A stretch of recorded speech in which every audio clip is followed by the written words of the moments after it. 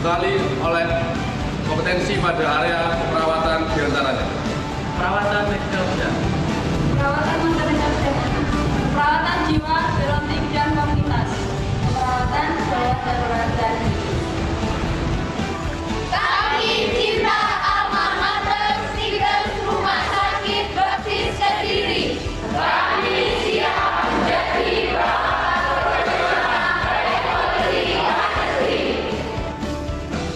Salam prestasi, hai pemuda budi Indonesia. Kami alumni Prodi Keperawatan Diploma 3 tahun 2019.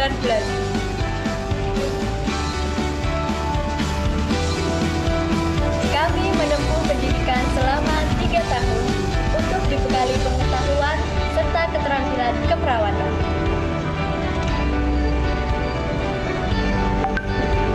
Dan kami langsung mendapat kesempatan magang setelah lulus sebagai perawat di Rumah Sakit Baptis Kediri, Rumah Sakit Immanuel W. Halim Bandar Lampung, dan Rumah Sakit Baptis Batu.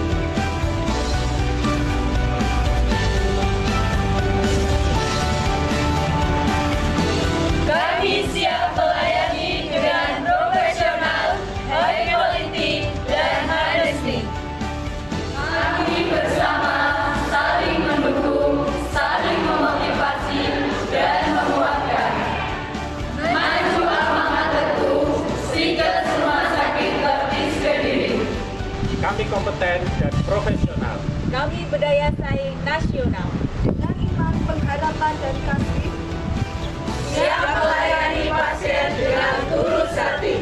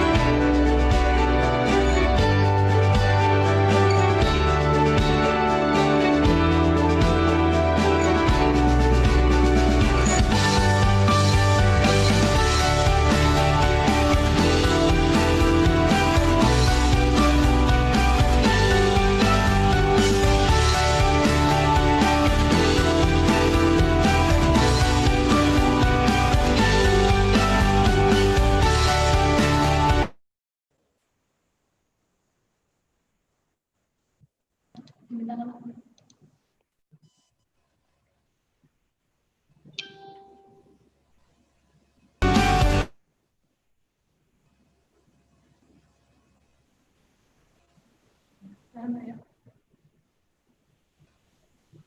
everybody, good morning. Morning. I want to greet to Mr. Rosan Mendes. Good morning, Mr. Rosan.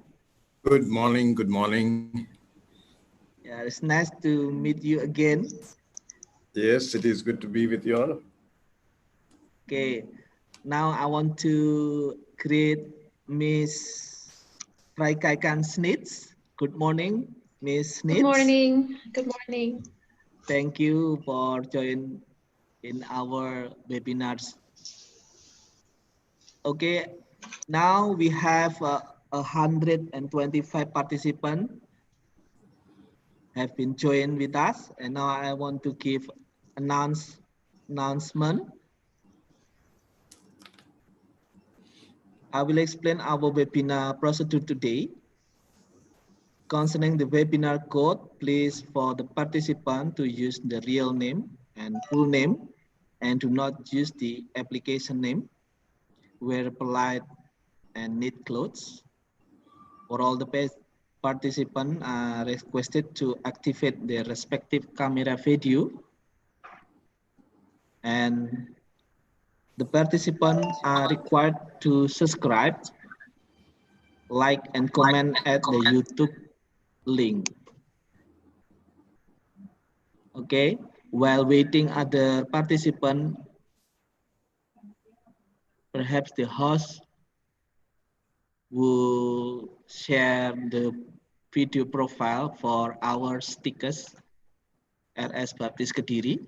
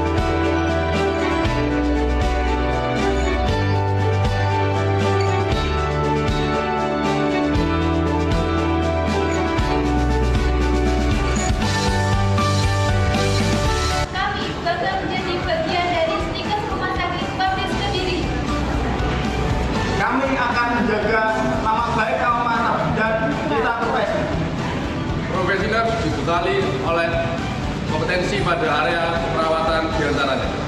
Perawatan medical bidang. Perawatan masyarakat sehat. Perawatan jiwa, geronting, dan komunitas. Perawatan perwakilan. Kami cinta alma mater Stigers Rumah Sakit Baptis Kediri. Kami siap menjadi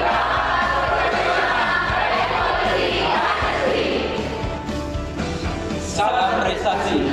Hai pemuda budi Indonesia. Kami alumni Prodi Keperawatan Diploma 3 tahun 2019.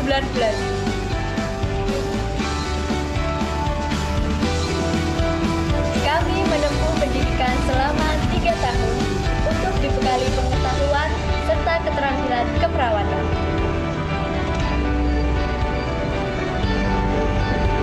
Dan kami langsung mendapat kesempatan magang setelah lulus sebagai perawat di Rumah Sakit Baptis Kediri.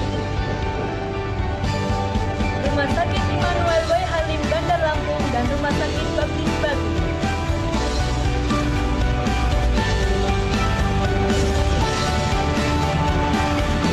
Kami siap melayani dengan profesional, high quality, dan honesty.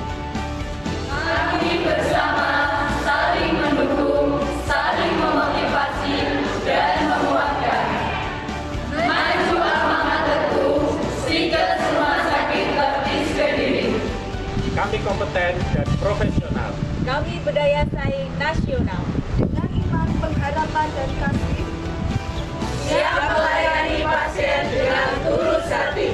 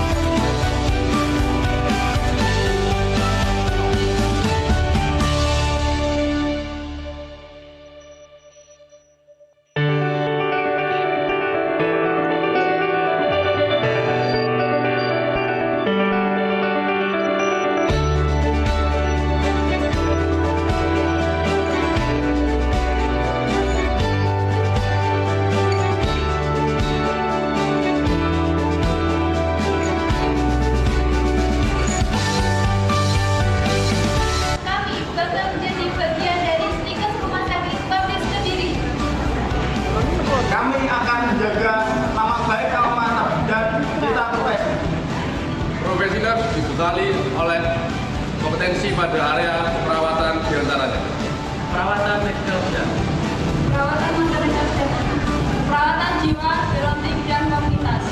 Perawatan gawat darurat dan Kami cinta alma mater 3 Rumah Sakit Baptis Kediri. Kami siap menjadi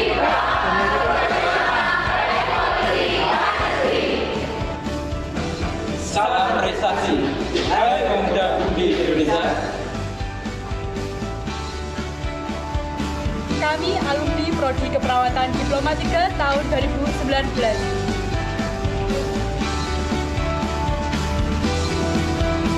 Kami menempuh pendidikan selama 3 tahun untuk dibekali pengetahuan serta keterampilan keperawatan.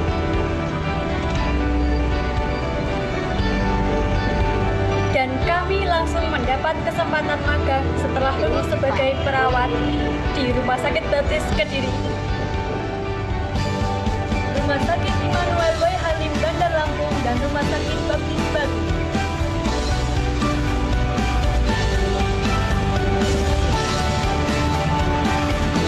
Kami siap melayani dengan profesional, high quality, dan honesty. Kami bersama saling mendukung, saling memotivasi, dan menguatkan. Maju alma materku, Sikes Rumah Sakit Baptis Kediri. Kami kompeten dan profesional. Kami berdaya saing nasional. Dengan iman, pengharapan, dan kasih. Siap melayani pasien dengan tulus hati.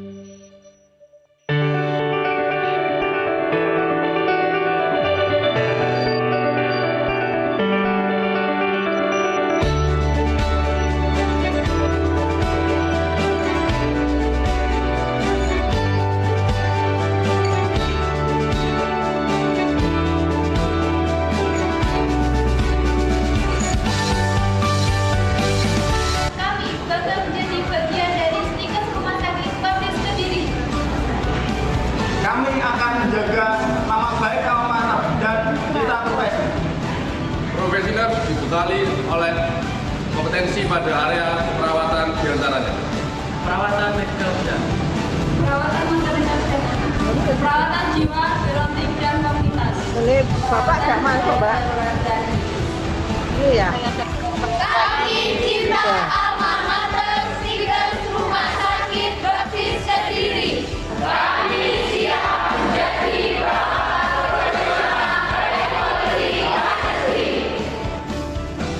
Salam prestasi. Hai pemuda budi Indonesia. Ini ya betul. Betul, tapi Bapak belum dimasuk nih. Kami alumni Prodi Keperawatan Diploma 3 tahun 2019. Udah nama saya.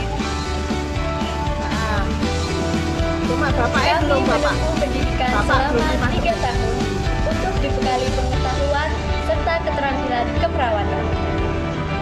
Oke ya. Oh, Dan kami langsung mendapat kesempatan magang setelah lulus sebagai perawat di Rumah Sakit Baptis Kediri, Rumah Sakit Immanuel W. Halim Bandar Lampung, dan Rumah Sakit Baptis Batu.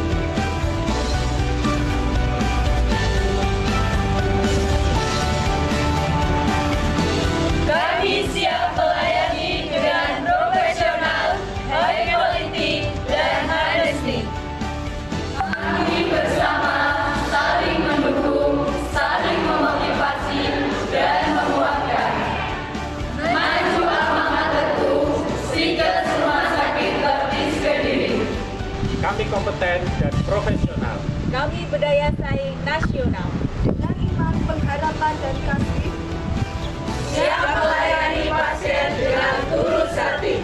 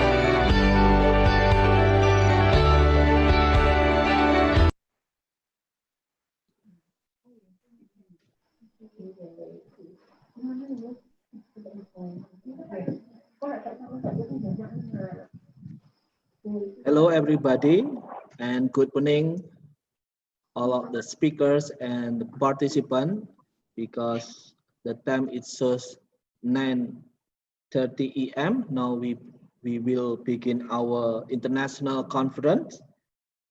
For the information, I will explain our webinar procedure today. Concerning the webinar code, please for the participant to use the real name, full name, or do not use the application name. Wear polite and neat clothes. And for all the participants are requested to activate their respective camera video.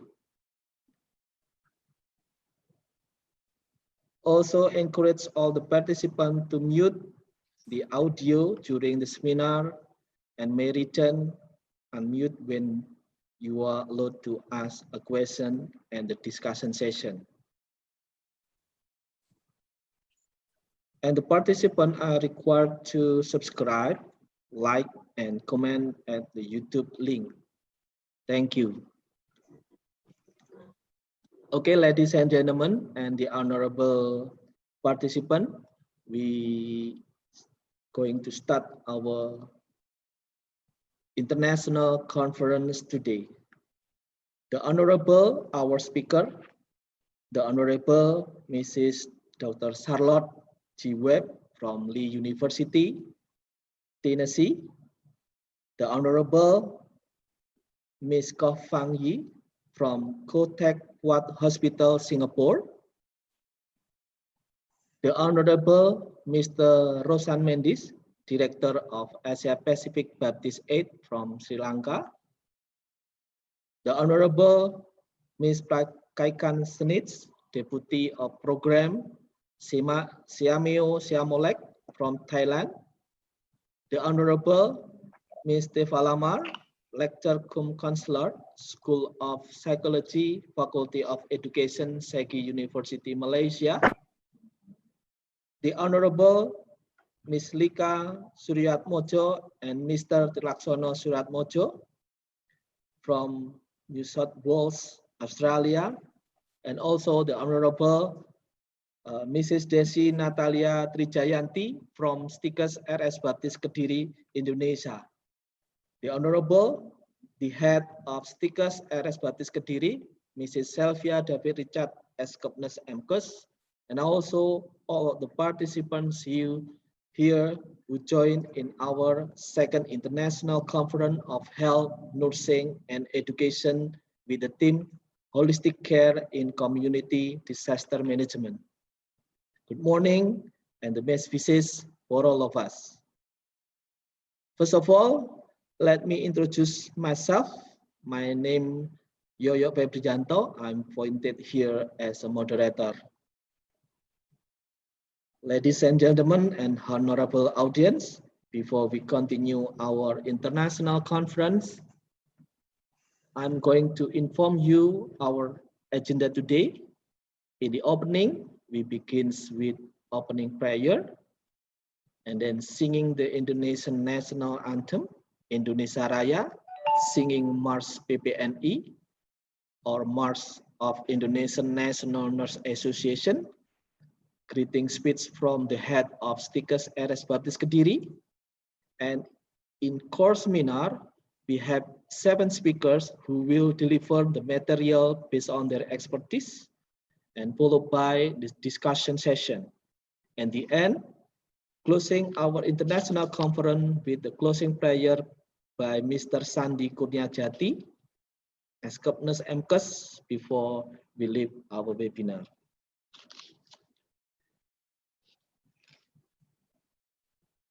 Begin for the opening. Allow me to open in the prayer first, and let me lead a prayer in Christian, and all the participants might pray according to your beliefs. Let us pray.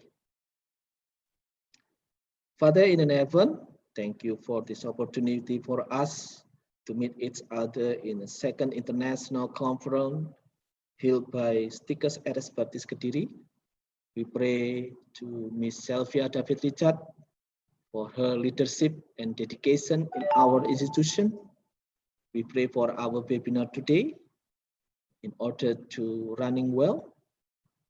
We pray for the speakers who have prepared the incredible material and support this event.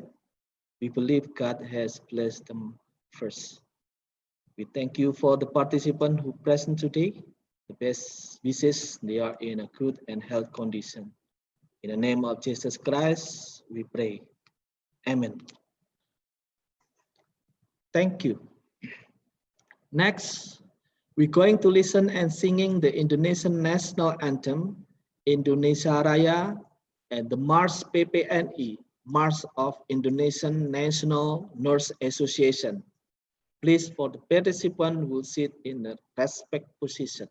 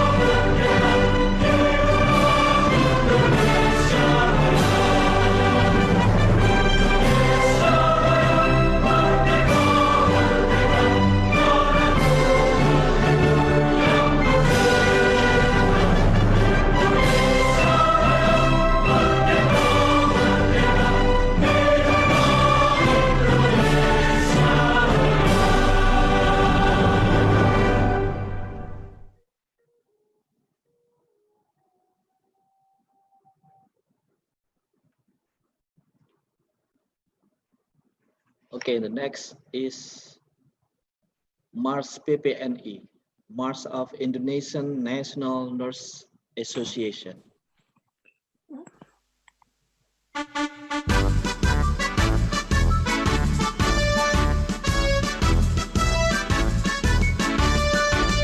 Persatuan Perawat Nasional Indonesia, wujud ikatan profesi perawatan, tempat membina dan mengembangkan kemampuan diri dalam membuktikan keberadaannya. Menapaklah dengan keyakinan lebih pasti, sejajar dalam abdikan diri, bangkit berdiri dan langkahkan kakimu itu, menatap hari esok penuh asa. Wahai perawat Indonesia, bangkitlah dan majulah untuk menolong sekalian yang menderita. Kuatkanlah pribadimu, tingkatkan pengetahuan untuk memberikan asuhan keperawatan.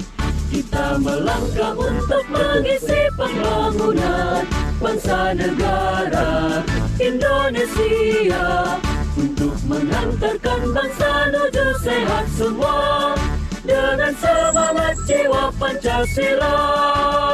Maju perawat, majulah dalam kancah pembangunan, tunjukkanlah pada sekalian orang. Jadilah perawat model kesehatan bangsa kita, jadilah teladan dalam hidup sehat. Bangkitlah perawat seluruh Indonesia dalam mengemban citra profesi, menjunjung tinggi kode etik keperawatan, laksanakan panggilan tugas mulia, tercapai derajat kesehatan seoptimal mungkin bagi warga negara Indonesia. Sebagai bukti kiprahnya mahkota putih suci dalam mendukung pembangunan kesehatan. Dengan organisasi PPNI yang kokoh, padu bersatu, serta selaras, perawat Indonesia akan mampu angkat citranya di mata insan dunia.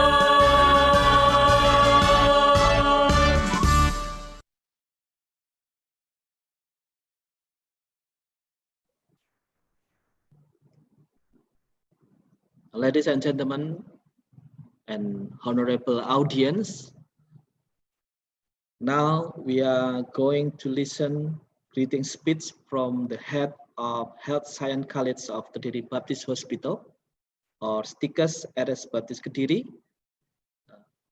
Mrs. Sylvia David Richard as Nurse MCOP.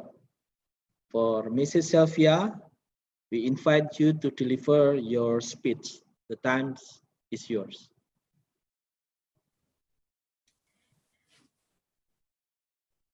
Okay, thank you, Mr. Yoyo, for the time given to me to give a speech at this event. First, I give thanks to God for his love for all of us so that we are always in good health despite being in a pandemic.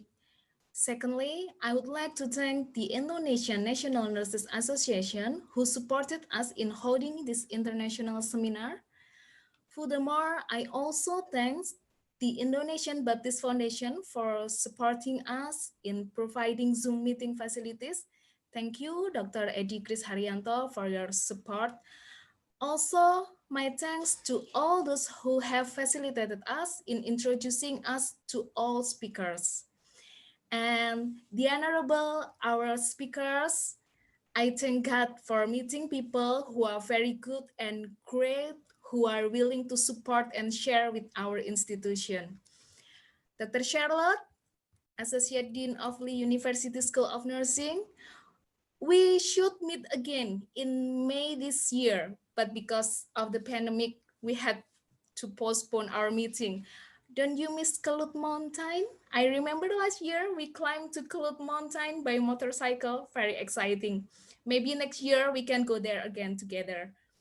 And Mr. Rosan Mendes, the director of Asia Pacific Baptist Aid from Sri Lanka, you are an expert in disaster management in Asia and very experienced in this matter. Thank you for giving us many suggestions during the preparation of this international seminar. Mr. Famalar, I'm very grateful that you are willing to join us and share knowledge when the COVID pandemic is happening. Hopefully, Saigi University and Colleges Malaysia will be more successful and great. I think we must continue this good collaboration.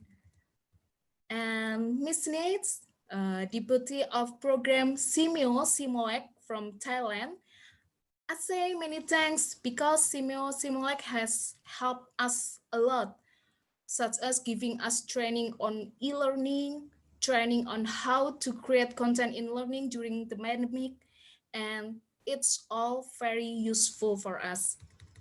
Miss Ko, hi, senior staff nurse from Kotek Pot Hospital, Singapore. We have met briefly about 2 weeks in 2018 when we both studied practice at the International University Hospital, Singapore. And now we are friends. Thank you for sharing your experiences in this event. Thank you, Ms. Lika and Mr. Trilaksana from Australia. And also Ms. Desi Natalia, our beloved lecturer. I also greet all international seminar participants who have joined us. We feel happy if during a pandemic we can share knowledge with many people. We know that now all countries are experiencing the same difficulties. All countries are facing a COVID pandemic. Therefore, we hold an international seminar with the topic Holistic Care in Community Disaster Management. Speakers will present the impact and management of the corona disaster from various perspectives. Maybe in each country has different problems and management in managing the COVID pandemic, including the impact of COVID on education. Okay, that's all I can say. Please enjoy and follow this international seminar. May be useful for all of us. Thanks and God bless us. Thank you, Mr. Yoyo.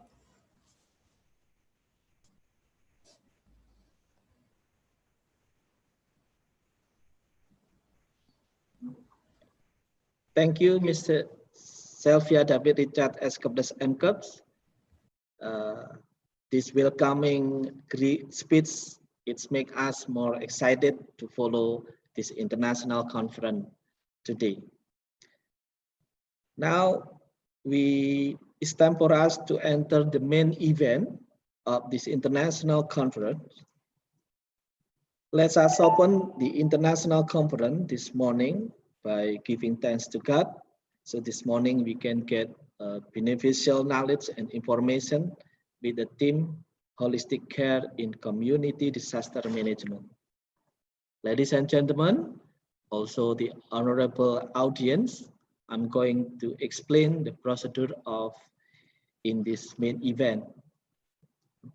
The first is moderator will introduce and read the profile of speakers before presenting the material.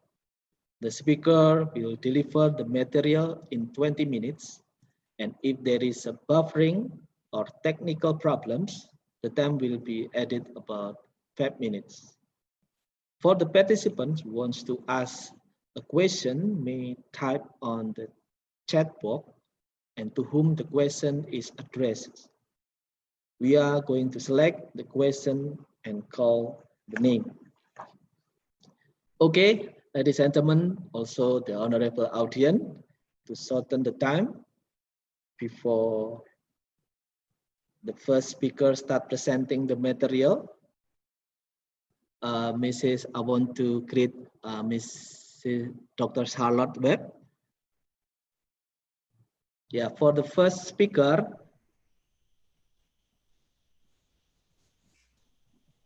Dr. Charlotte G. Webb, Associate Dean of the Lee University School of Nursing, USA.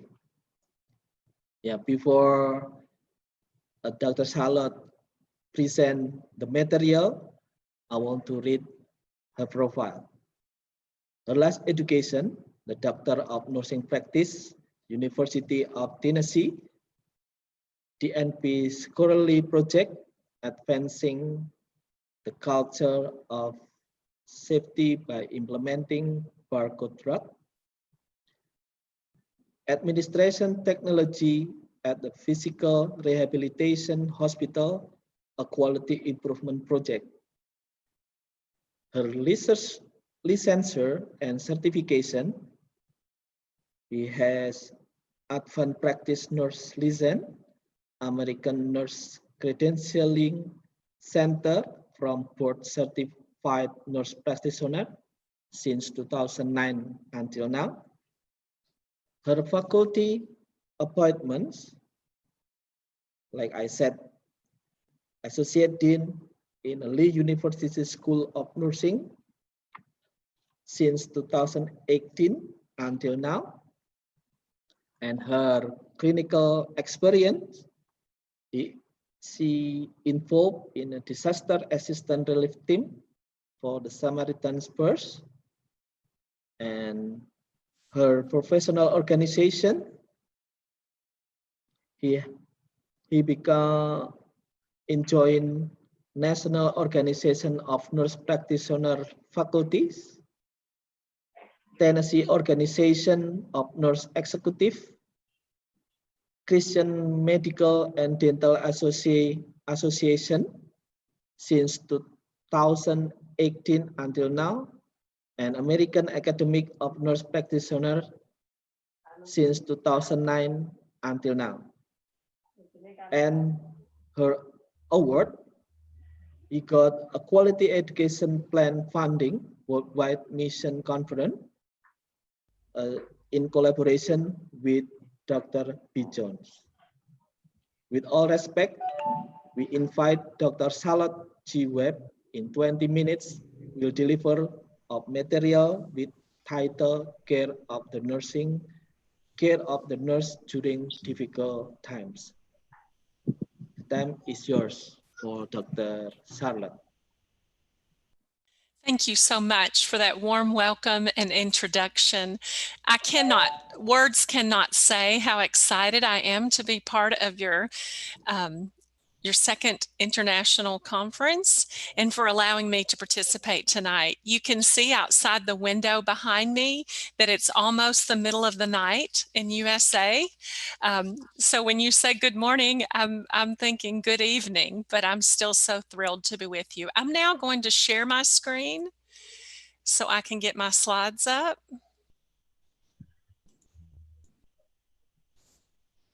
Can you see my screen? Yes. Yes, Dr. Salat. Thank you so much. Okay, and I have set my timer, but feel free to interrupt me. During times of healthcare crisis, which is where we find ourselves in the United States, and as Ms. Selfie said, that we find ourselves all over the world, nurses are on the front line stepping up to help. There's increased number of patients for us to care for, increased numbers of hours that the nurse must work in the community or the hospital. So what this does is it causes higher demands and a stressor for nurses. It causes risk to the nurse and the family. During the pandemic, the healthcare worker and their family is at risk of catching whatever illness or disease. In USA, some nurses are living away from their small children and their families to protect them from getting the virus. We also are seeing equipment challenges and shortages, and this presents ethical dilemmas and moral distress for the nurse. In the USA, the families are not allowed. In USA, the families are not allowed to be with the patients. So there's increased stressors of grief and frustration for the nurse, because if a patient's very ill, their family cannot be with them in hospital in the United States. So the nurse is experiencing insomnia and exhaustion. So I felt today it would be important to talk about the priority areas of self-care for healthcare workers, and hoping the students can take some of this and apply it to their practice as they finish school. There's a few priority areas, and I'm going to move through those real quickly. Let me get my timer back up. There we go. I'm going to move through these priority areas very quickly. One is exercise. We know that current evidence says that we should exercise 5 days a week with 30 minutes of gentle walking. Or if you're a more aggressive exerciser and you're doing aerobic movement, then 20 minutes 3 days a week. The nurse works very hard when caring for patients, but still we must make time to strengthen our body, and exercise also helps to boost our mood. In the diet, we know we're supposed to try to eat servings of fruits and vegetables, and we're supposed to base our meal with fiber and have some rice or potato and some lean protein to help us stay strong. And we have to drink water and hydrate ourselves. But often the nurse working in pandemic is very busy, and they don't have time to think about packing a meal or stopping for a snack. Emotions. Evidence shows us that it helps to journal or write down our feelings. The nurse experiences frustrations while dealing with pandemic healthcare. So writing down those frustrations is a way of expressing that on paper and helping us to be healthy. I like to keep a blessings log, writing down those things that are a blessing. If I were writing my log tonight, I would write down that I get to be with you in this conference, because to me this is a blessing. And then connections is so important for the healthcare worker to stay connected to social supports. Those are our friends, families, fellow students, and a body of faith or support from our church.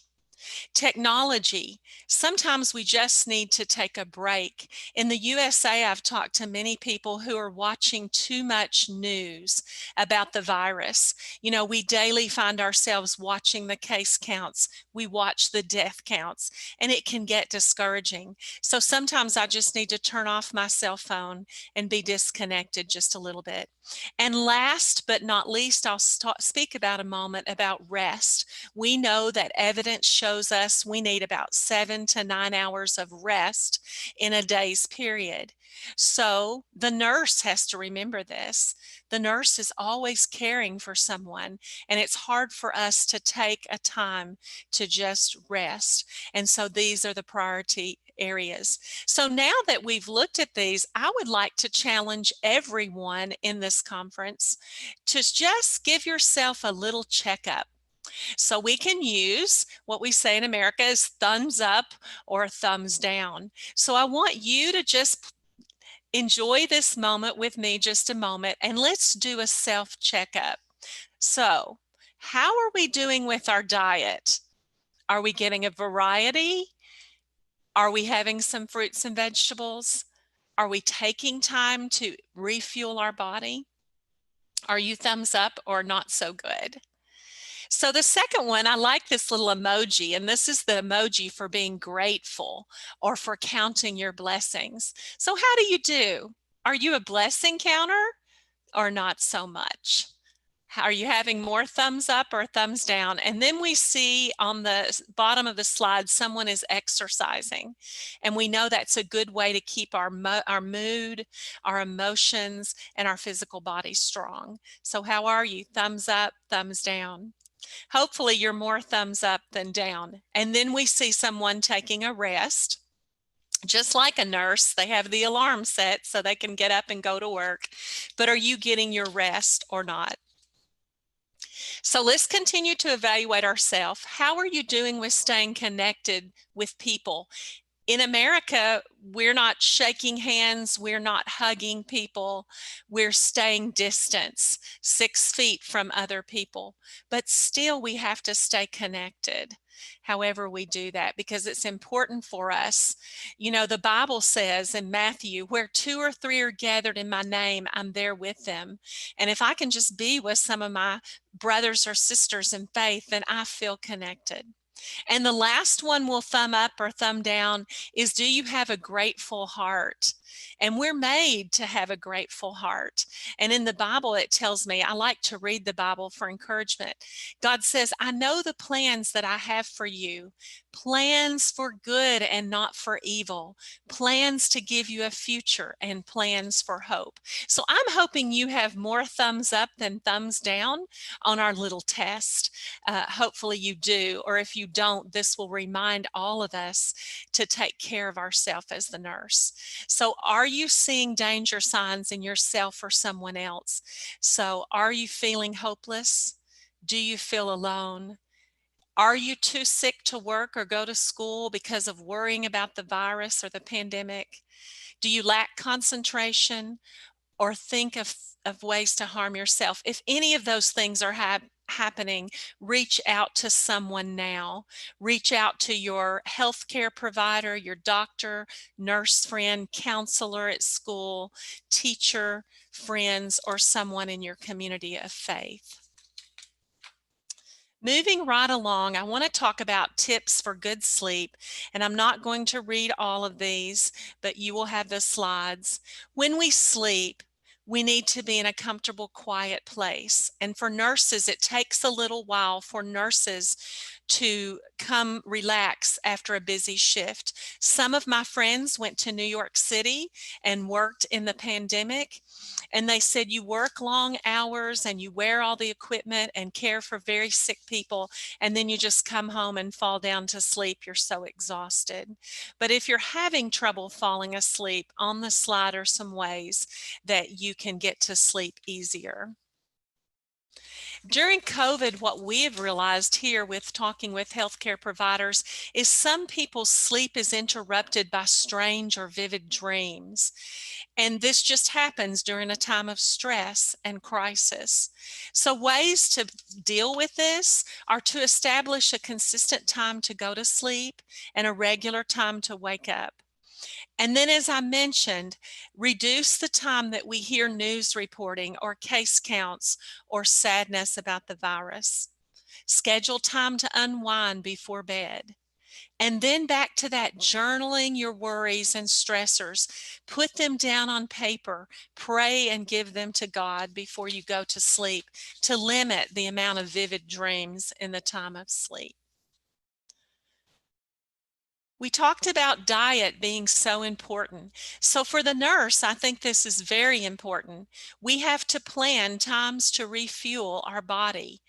We have to plan how we're going to get all that personal protective equipment off.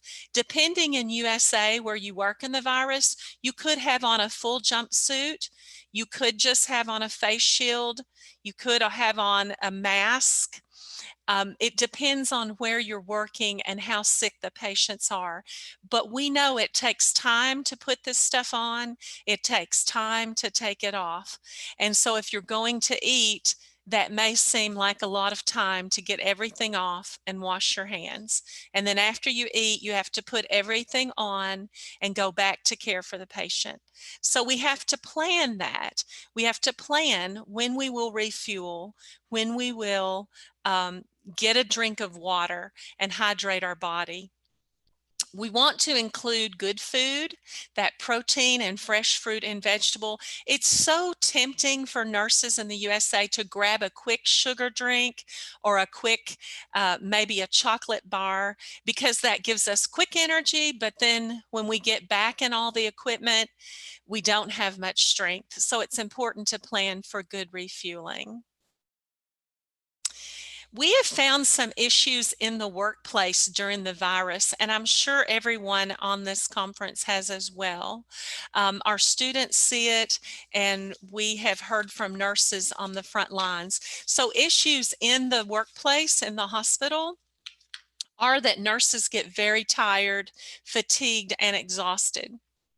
And this causes safety risks to the nurses and the patients. When we're more exhausted, we don't think as clearly, and when we're more exhausted, we're more at risk to harm ourselves. Stressful and disaster circumstances may just increase the fatigue because you have all that emotional pull. The culture of safety is so important in using communication to establish strategies for managing that tiredness in your team. So there needs to be people who are looking out for one another. You know, is your teammate, your nurse working with you, yawning a lot, having difficulty concentrating, their eyes are closing, they're very tired?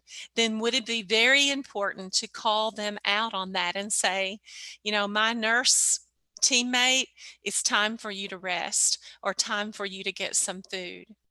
It's important that we report events or close calls to the supervising nurse to prevent injuries to nurses and errors to patients.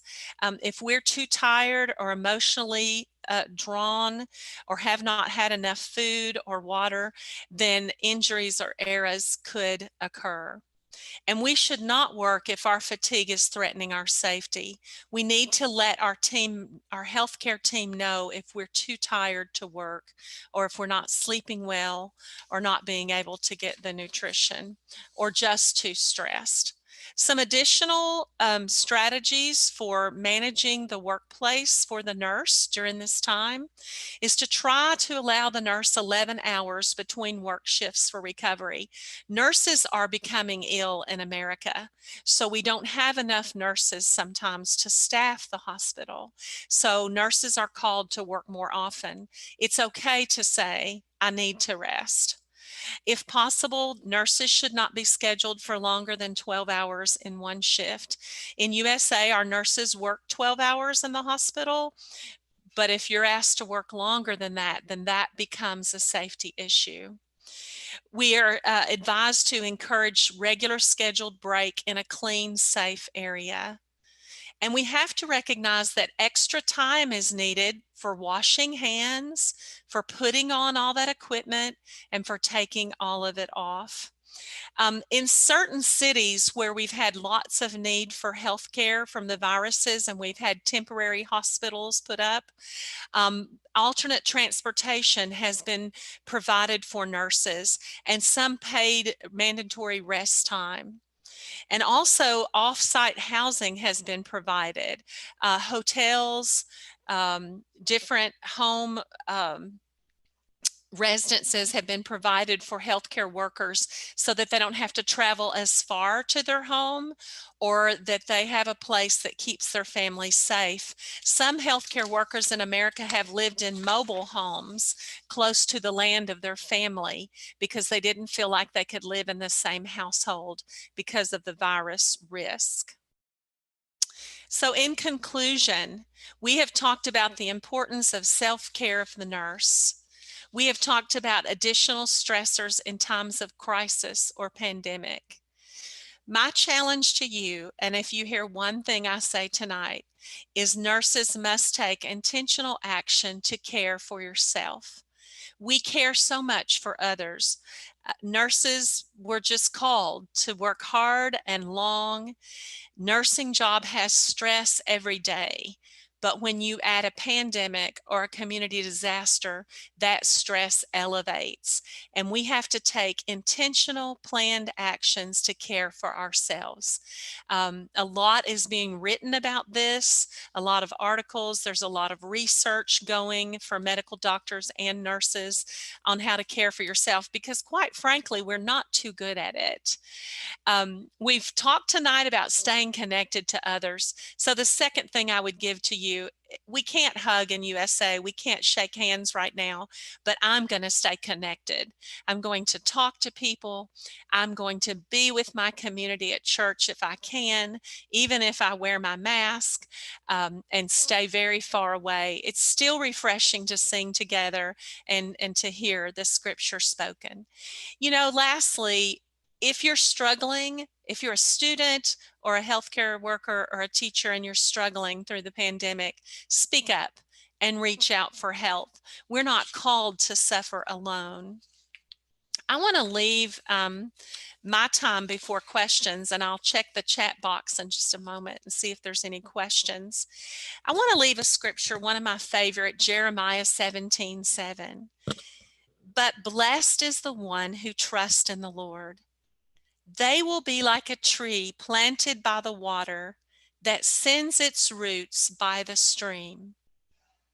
The tree does not fear when the heat comes. The leaves stay green. It has no worries in the year of the drought and never fails to bear fruit. And that just reminds me of a nurse or a healthcare worker who trust in the Lord. God has carried many of my friends and myself in tough times during this pandemic, and I'm confident that He will continue to do so. And my prayer is that you will find that as well. Again, I appreciate my time with you. I'm going to try to get to the chat box and see if there are questions.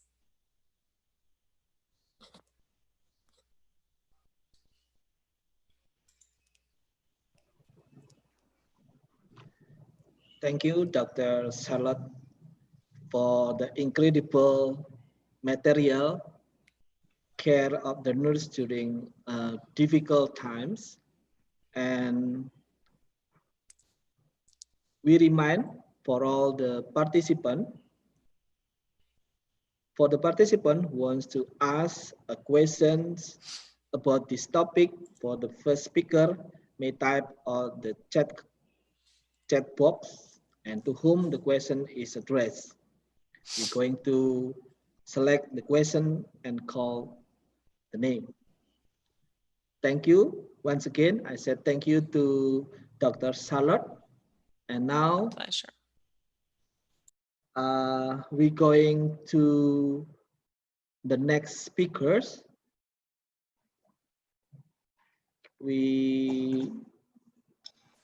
Mrs. Ko Fang Yi. Mrs. Ko.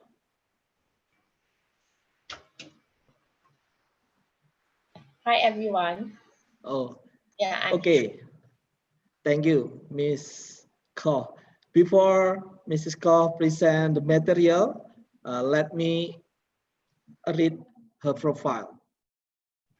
Her last education, she got Bachelor of Science in Nursing from National University of Singapore from 2012 until 2015, and Advanced Diploma in medical surgical nursing from Nanyang Polytechnic from April 2018 until November 2018.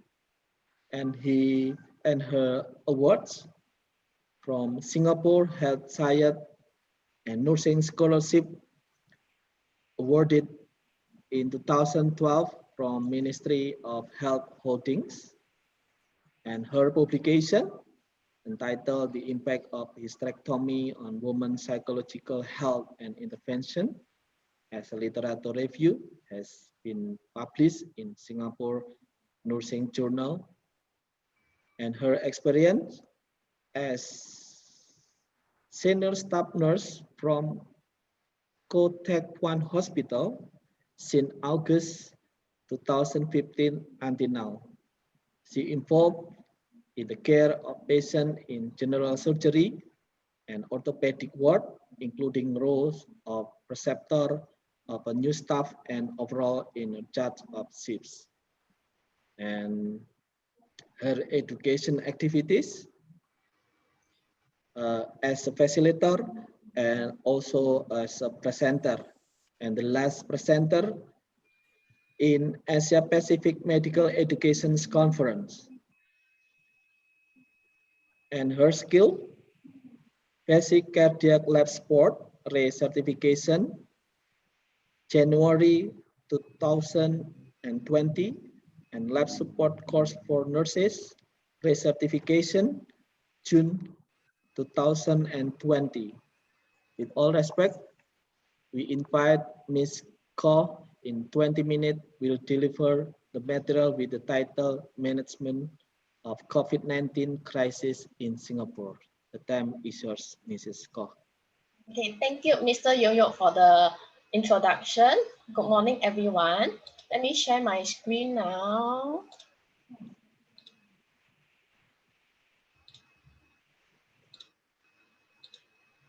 Okay.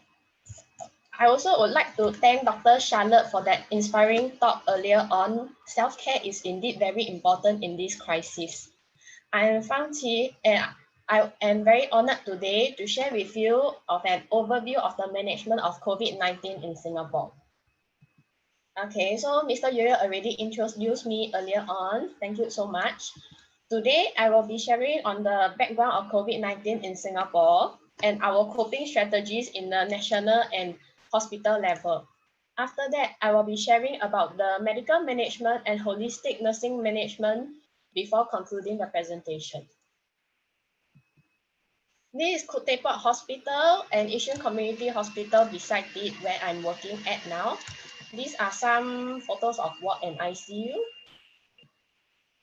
These are some attractions in Singapore. The bottom left picture is like HDB flats where most people live in, and Singapore is a multiracial society where we have 4 main races: Chinese, Malay, Indian, and Eurasian.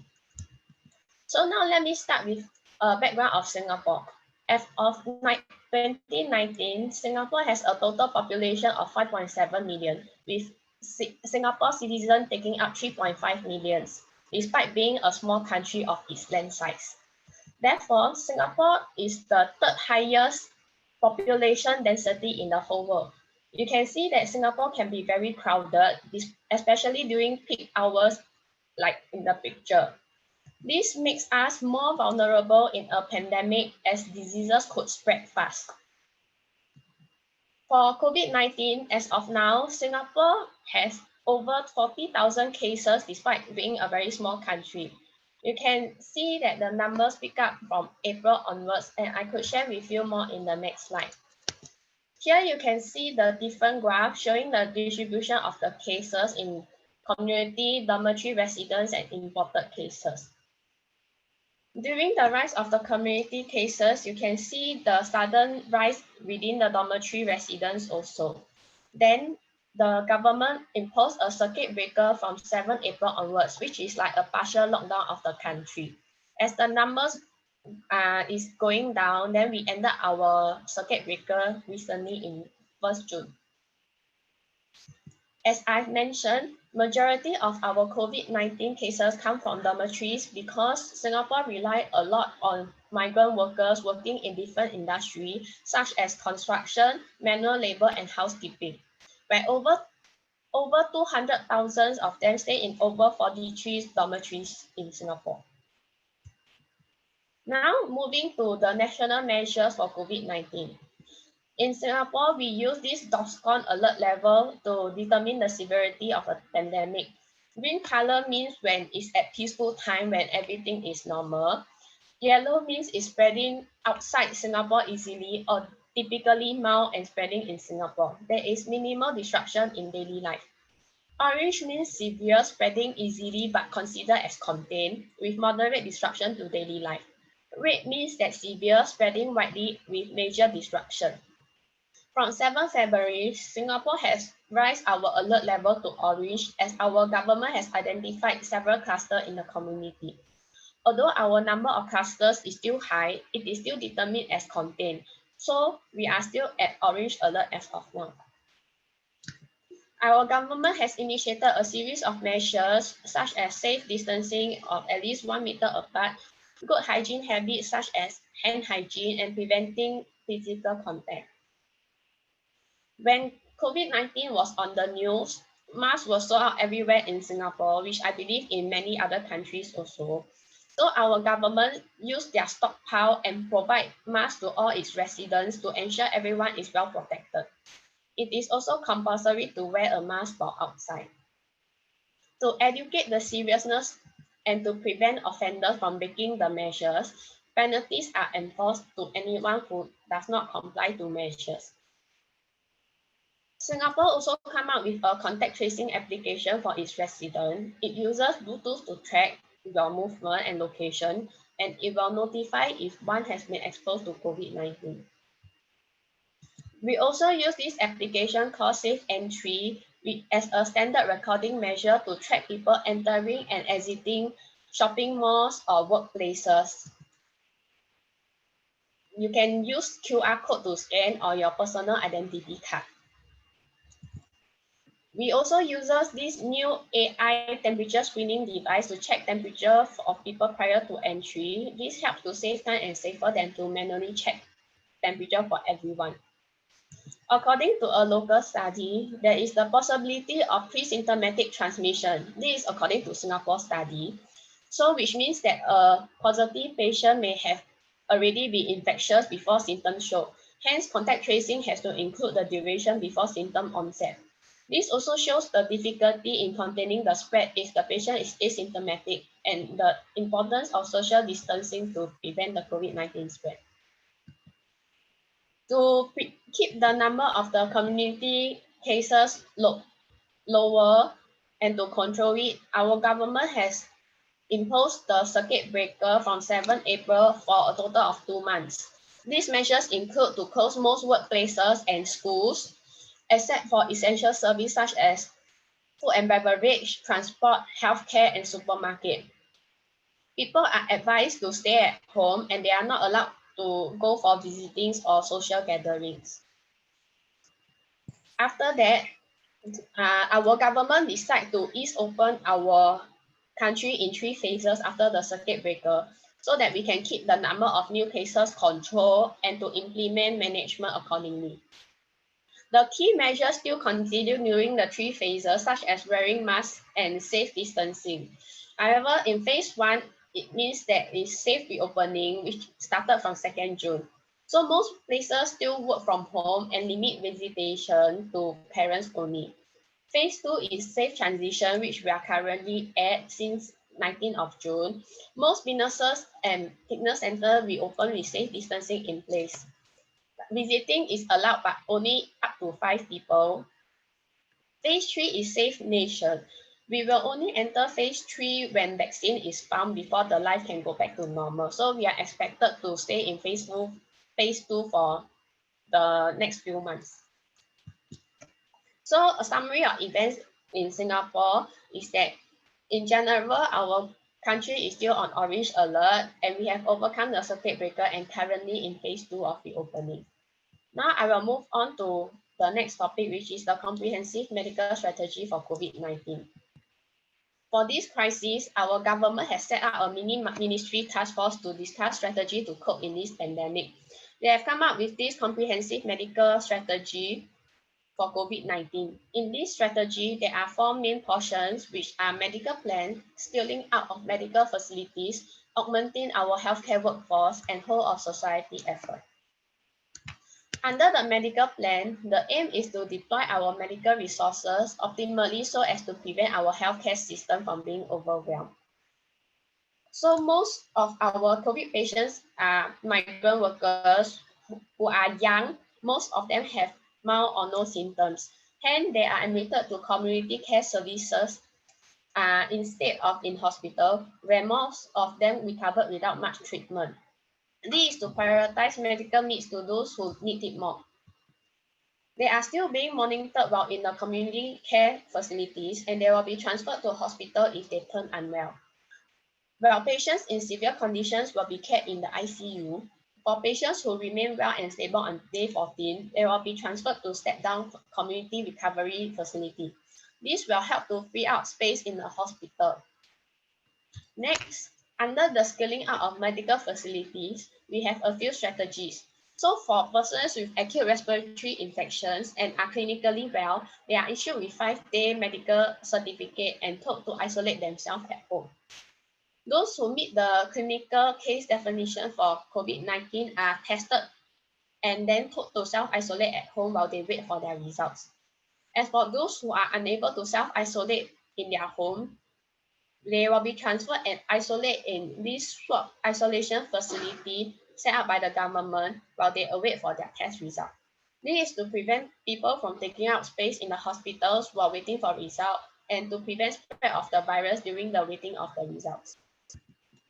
In order to increase the medical facilities, the government have created community care facilities such as using existing resorts and exhibition center. I have shared earlier that under the medical plan that patients with mild or no symptoms are transferred here. This picture shows how the Singapore Expo Convention Hall have been transformed to house the COVID patients. These are more examples where we use Changi Exhibition Center and also setting up Vantage in the Tanjong Pagar ferry terminal site. Under the scaling out of medical facilities, we also created and moved the community care facilities to some migrant workers' dormitories. This is so that workers with mild symptoms can be quickly isolated and monitored. There are also medical posts in the dormitories itself to provide medical support. In the public hospitals, we have also postponed non-urgent elective procedure to deploy more medical resources to help in this pandemic. This is also to increase, there is also the increasing capacity in the isolation wards and the intensive care units by repurposing the existing beds and hospital facilities to house more patients. As mentioned earlier, we try to free up space in the hospital by transferring patients to community hospitals, private hospitals, and community facilities. We have also collaborated with the private healthcare sector in the private area to provide more treatment capacity, including providing treatment for existing patients with chronic medical condition. We also try to maximize our healthcare workforce by providing teleconsultation services for healthcare workers to follow up on their patients. This picture shows a patient in the Singapore Expo having a teleconsultation via TEMI, which is a remote control robot. The third section of this comprehensive medical strategy is augmenting our healthcare workforce. We try to increase care providers by involving the private sector healthcare professionals, retirees, and volunteers. We also launched this SG Healthcare Corps, which allow the healthcare and non-healthcare professionals to sign up and help us in this crisis. We also redeployed manpower from industries which are affected by COVID-19 to help out in the hospitals. For example, in the photo, you can see that these people are actually the Singapore Airline cabin crew, which help to care for our patients in the hospital as care ambassador in the low-risk wards. We also try to augment our healthcare workforce by making full use of technology to deliver care with less time and effort. This includes providing round-the-clock care in community care facilities with the use of teleconsultations.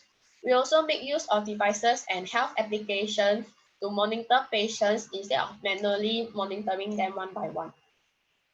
Lastly, under whole of the society effort, all these medical strategies can only be possible by bringing together government agency and the private sector to create medical facilities.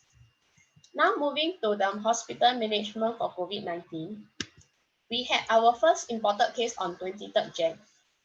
Pandemic activation was announced in the hospital and all the healthcare workers are on standby. The Ministry of Health also provided timely updates of definition of suspect case. We then initiated the isolation of cases by groupings according to their risk levels. This picture shows an example of how we distribute our wards by low, medium, high risk by allocating our patients to different areas based on their bookings.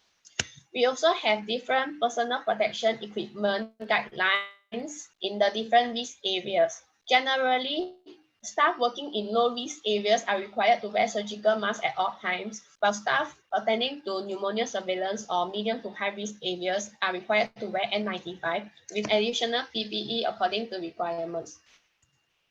In our National Center for Infectious Disease, NCID, they also have different PPE in different risk areas.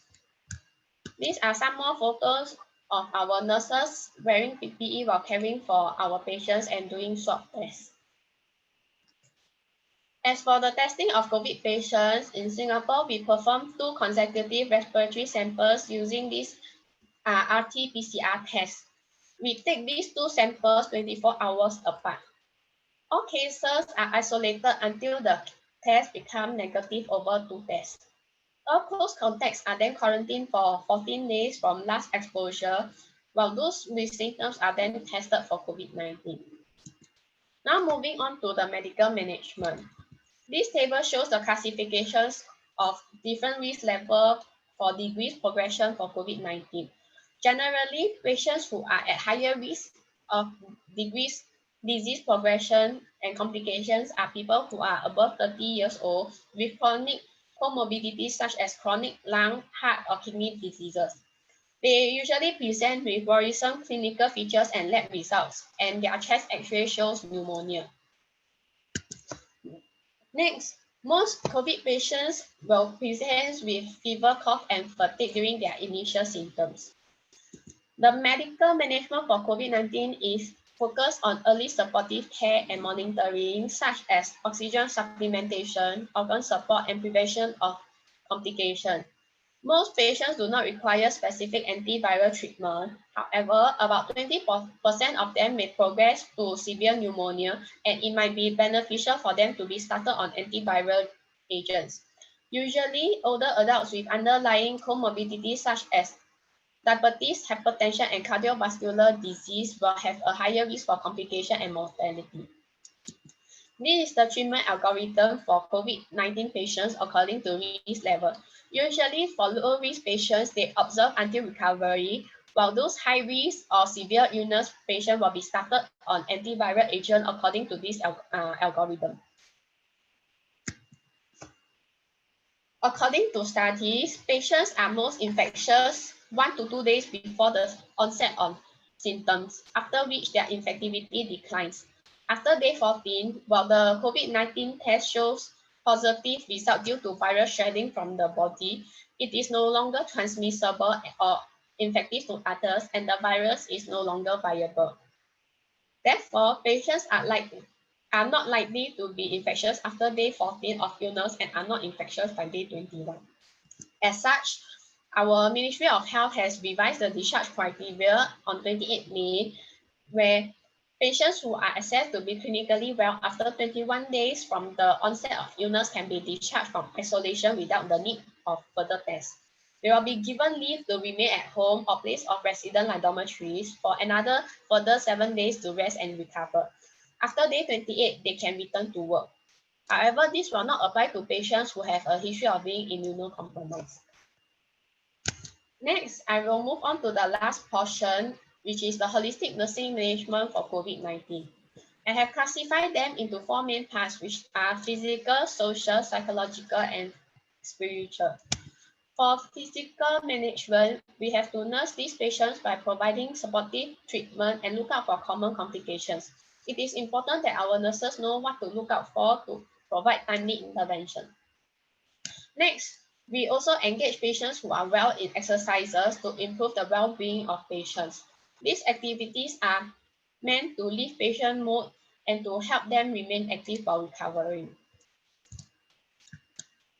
Under the social aspects, as visitors are not allowed for all patients, we can also provide Zoom or video calls for family members so that patients will have social support. As most of our patients are migrant workers and are used to cooking their own meals, we also try to respect their cultures by providing meals that is suitable to their taste and culture and listening to their feedback. Language barrier is also one big obstacle while caring for migrant workers who speak different language. While we try to arrange for a translator, we also make use of translation sites, and getting translator helps for more accurate assessment and holistic care. This website is built by one of our NUS medical graduates for the common translations to Bengali, where most of our migrant workers are from Bangladesh. This also provides context of translation in case urgent help is needed. As for psychological aspect, we need to identify those at risk, especially migrant workers and elderly who might not have enough social support. It is important that we get psychiatrists or medical social worker on board early to address their well-being and emotional needs to prevent depressions. There is also a campaign initiated to raise funds to help our migrant workers with their basic needs and mental health engagement. As for spiritual aspect, we also respect our patients and their religion. In this photo, you can see that we also support our patients during their prayers during their stay in the Singapore Expo while wearing masks and safe distancing in place. For discharge planning, it is important to educate our patients to continue to watch out for signs and symptoms for any complications. Although they have recovered, we still need to reinforce personal hygiene and remind them to continue to isolate themselves for another 7 days according to discharge criteria.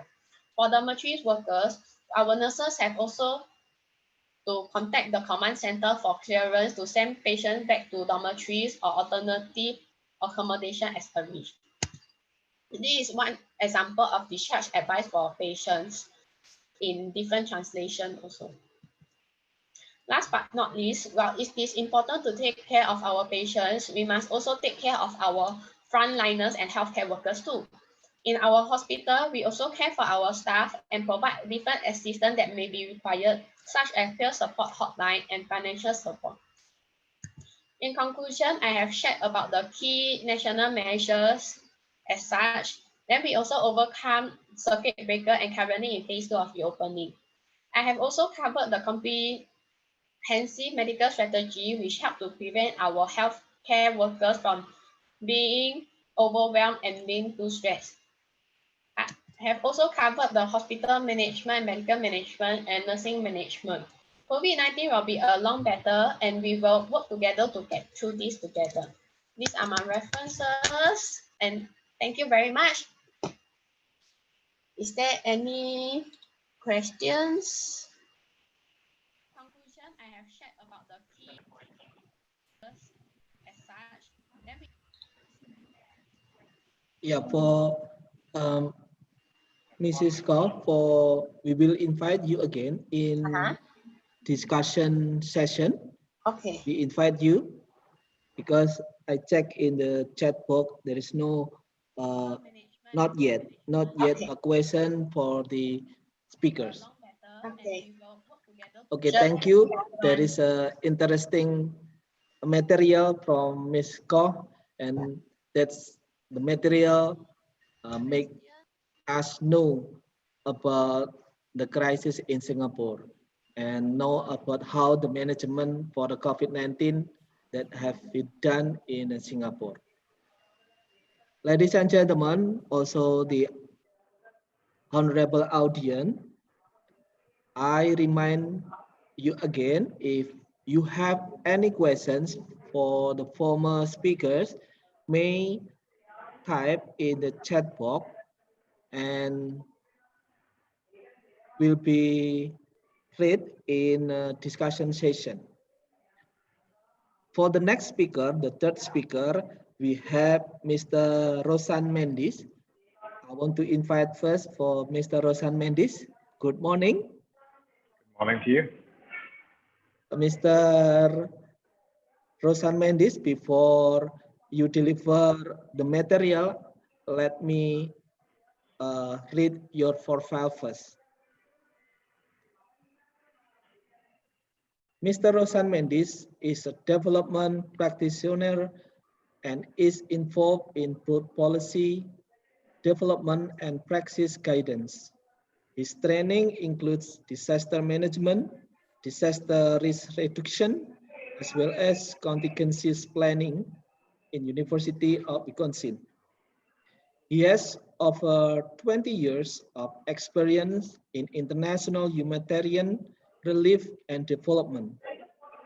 Currently, he serves as a head of operation of Asia Pacific Baptist Aid, and prior to that, for over 2 decades, provided leadership as a chief executive of Leeds, while also serving concurrently a period of team lead, Central and South Asia for Science International, United Kingdom. His sector of involvement included a broad range of areas covering community development, social enterprise, relief and recovery, child protection, social harmony and rehabilitation, also advocacy. With all respect, we invite Mr. Rosan Mendes in 20 minutes will deliver a material with the title Holistic Care in Community Disaster Management, Psychosocial Health Care in Disaster Management. The time is yours. Thank you, Mr. York, and it's truly been a joy to be part of this time and a privilege as well. And I'm glad to be able to share with you this morning. I believe that you would have already received the material that I sent in terms of the paper. And is my screen coming up now? Is it okay? Yes. Yeah. So with that, I also noticed that there's been quite a bit of emphasis on self-care, which was part of what I was going to talk about. But I'm not going to touch on that for the moment because it seems to have been done fairly extensively.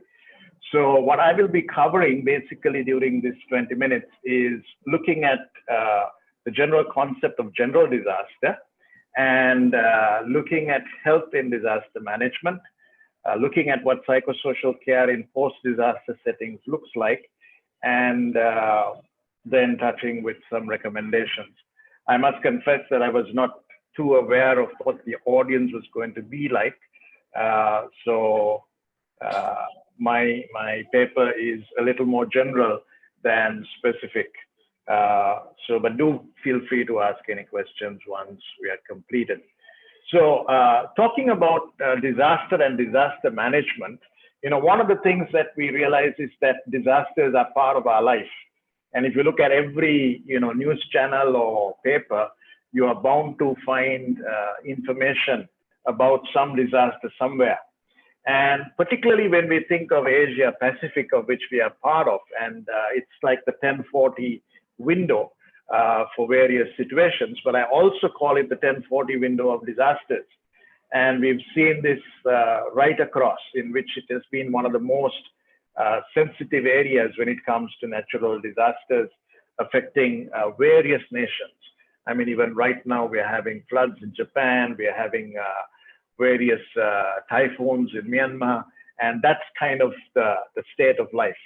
And if we also look at it in terms of the mortalities of disaster, 68.2 of global mortalities from studies done have occurred in this 1040 window.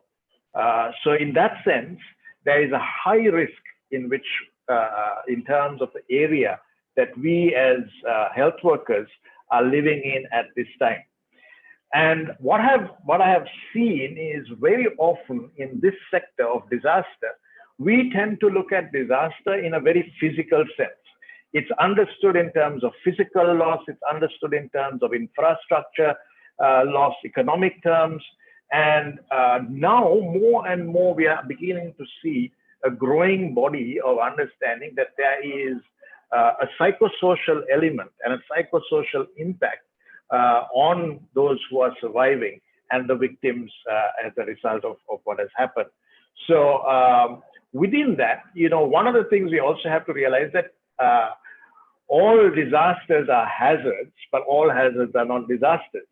I mean, if you were to look at it, a disaster or a natural phenomenon like an earthquake, was it to hit in the desert or a barren mountain where there was no human community, that would not be a disaster. A disaster is when it affects humans, it affects life, it affects individuals.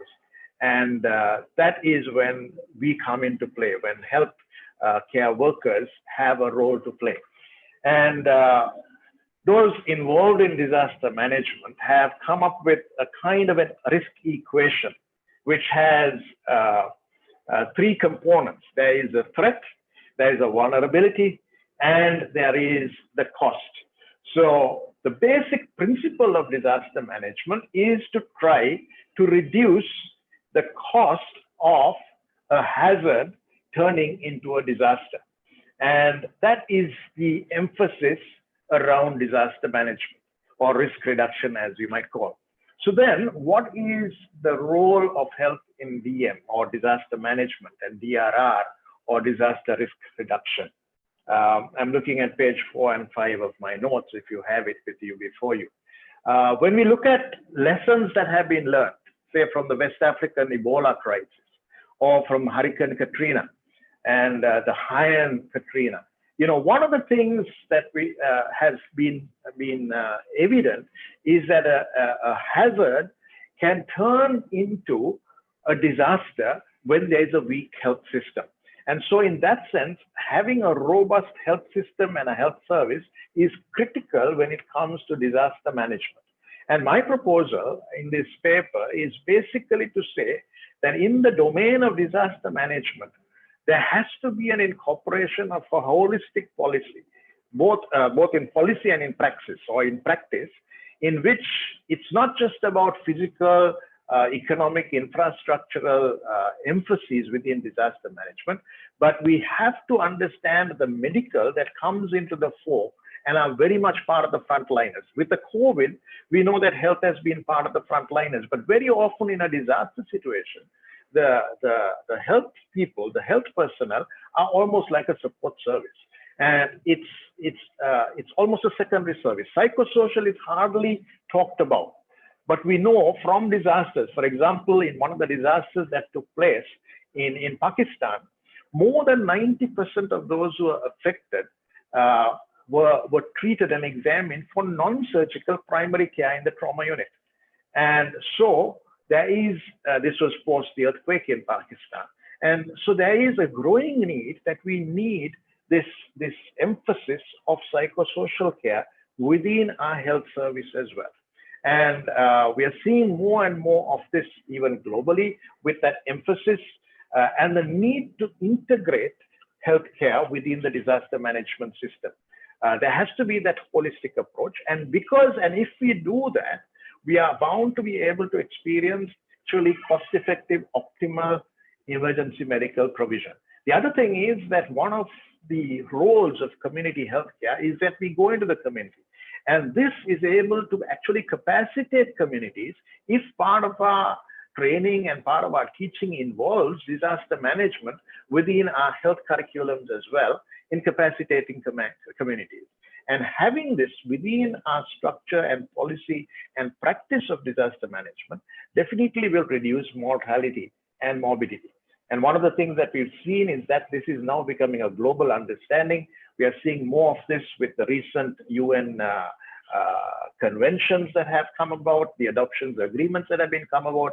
The Sendai agreement is one of those, the framework as it is called. When we look at the current SDGs, the Sustainable Development Goals, we are seeing this coming into the emphasis of health, and far more, even now with the COVID, we are seeing this happening. When we look at the building blocks of health within disaster risk management, we have to understand that community resilience, that piece at the back, I mean on the left-hand side, is very much a part of this whole aspect of psychosocial care. And when we talk about health disaster risk reduction and emergency health response, these two elements do combine that psychosocial element within our health system. So for a resilient health system, there has to be a means by which the health system is able to adapt. It has to be able to respond quickly to a wide range of the consequences of disaster. It has to be able to meet the needs, the consequences of a disaster, and be very agile in its structure. And that's one thing that we are seeing within COVID. It kind of has pushed the health system to come up with newer methods. And as Mrs. Ko was talking about in the last presentation, in the Singapore experience, you see all of these adaptations that have come about in how this is being addressed. The other thing is to be able to understand the strengths, the weaknesses, the opportunities and threats that are available within, that are present within the health system. And that has to be done. If the health system has to contribute to disaster management, there has to be a proper understanding, a proper self-perspective of what it is about. And as I was mentioning, integrating the health approaches to respond to disasters. And there has to be also a self-regulation to be able to achieve these outcomes. When we focus on psychosocial care in post-disaster, we talk always, about the buzzword, which is in disaster management, is build back better. And so often build back better, in my understanding and in my experience at least, has always been for many, many years in very physical infrastructural terms. And the whole aspect of psychosocial building back better has not been one of those things. I mean, even if you look at the definition of UN OCHA on what build back better means, they define it as saying, helping people rebuild their infrastructure so that they are safer than they were before the natural disaster struck. There is no mention of psychosocial care. And I believe that those kinds of definitions are very blinkered. They're very narrow, tunnel vision, and they don't incorporate the need for psychosocial care, which has to be part of a rebuilding a resilient infrastructure, disaster resilient infrastructure in a context. And I believe that is a right step in that direction. I recall I was part of the South Asian tsunami and the response. I was a survivor myself in a sense. And in that time, I was dealing with people who were numb, dazed and shocked. And it was so hard to sometimes do some of the relief interventions that we wanted to do. And it was at that time that I was awakened to the fact that there was a need for psychosocial care within our disaster management and response. And the closest that we got to was to actually only serve children that were the survivors of the South Asian tsunami. I think now, then we had in Sri Lankan context in 2019, we had an Easter disaster with the bombings that took place in various churches. And that again brought to the fore the need for psychosocial care more than any other thing for those who were the survivors. And now I think even with the COVID, sadly the UN humanitarian response plan has very little reference to psychosocial care, and you have got to kind of squeeze it in when you're looking at your interventions. But even there, we are seeing this whole challenge. In fact, one of the, when you're thinking of psychology, Carl Jung said there can be no transforming of darkness into light and of apathy into movement without emotion. And that has to be understood, that emotions of a person has to be changed when we are thinking of post-disaster building back. And we have to understand that there is so many aspects that impact a person when an incident happens. There is the physical, the spiritual, the social, the cognitive, and the psychological that impact a person. There are also phases of emotions that people go through in disaster. This is very well explained in the annexure of my paper.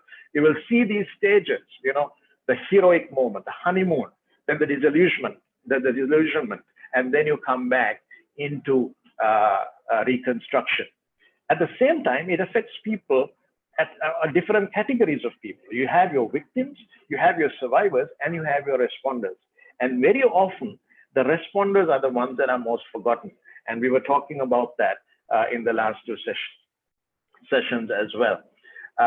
And we have to understand that when a disaster happens, this is how things are with a normal person in terms of the balance that is there between their cognitive and their emotional reactions. But when a disaster hits, this goes out of sync.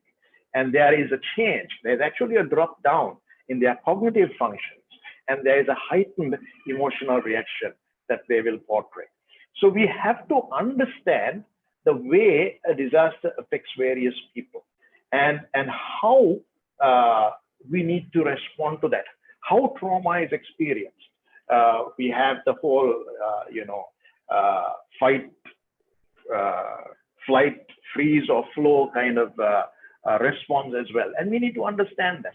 Even with age, there is specific responses that we have to look out for when it comes to disaster response. And there is, kind of a direct impact.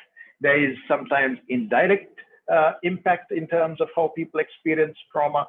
The family and loved ones experience it separately. And the first responders definitely do also experience what we call secondary trauma. And we have to look out for those symptoms.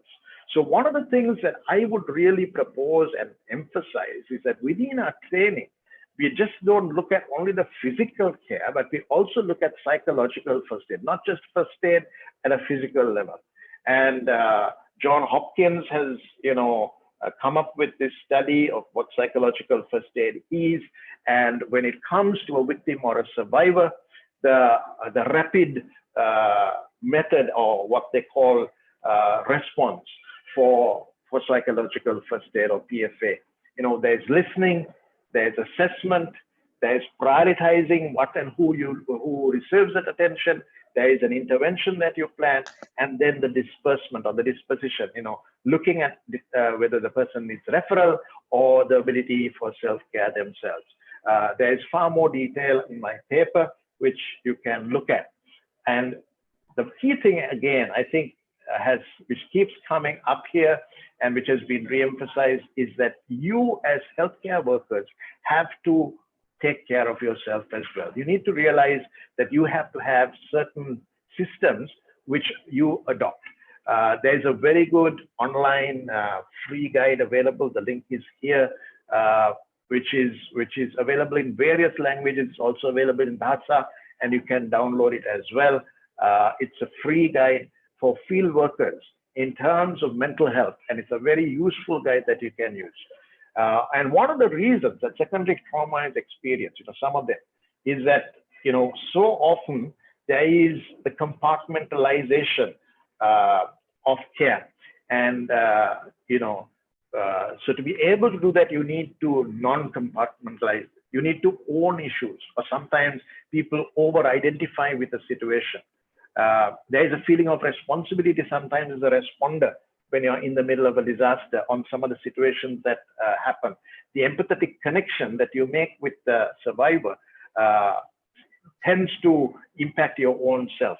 There is a projection sometimes. You project what has happened to the survivor into your own experience, and you experience that as your own personal experience as well. And then, of course, the very most obvious thing of lack of rest and time to debrief. But we have to identify what compassion fatigue is. And there is a whole table of that, which is in my paper, which you can look at the various symptoms around identifying what compassion fatigue is about. So you can look at that note.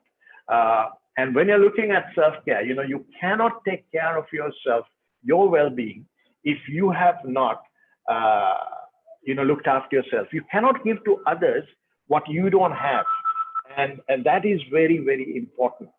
So along with that, again, self-care has been talked about by Charlotte in the morning.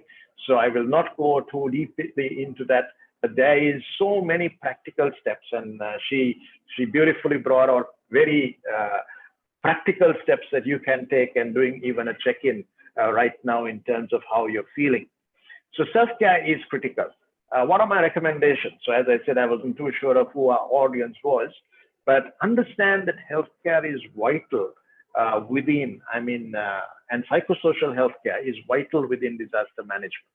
Understand that primary and community healthcare plays a crucial role in building local capacity.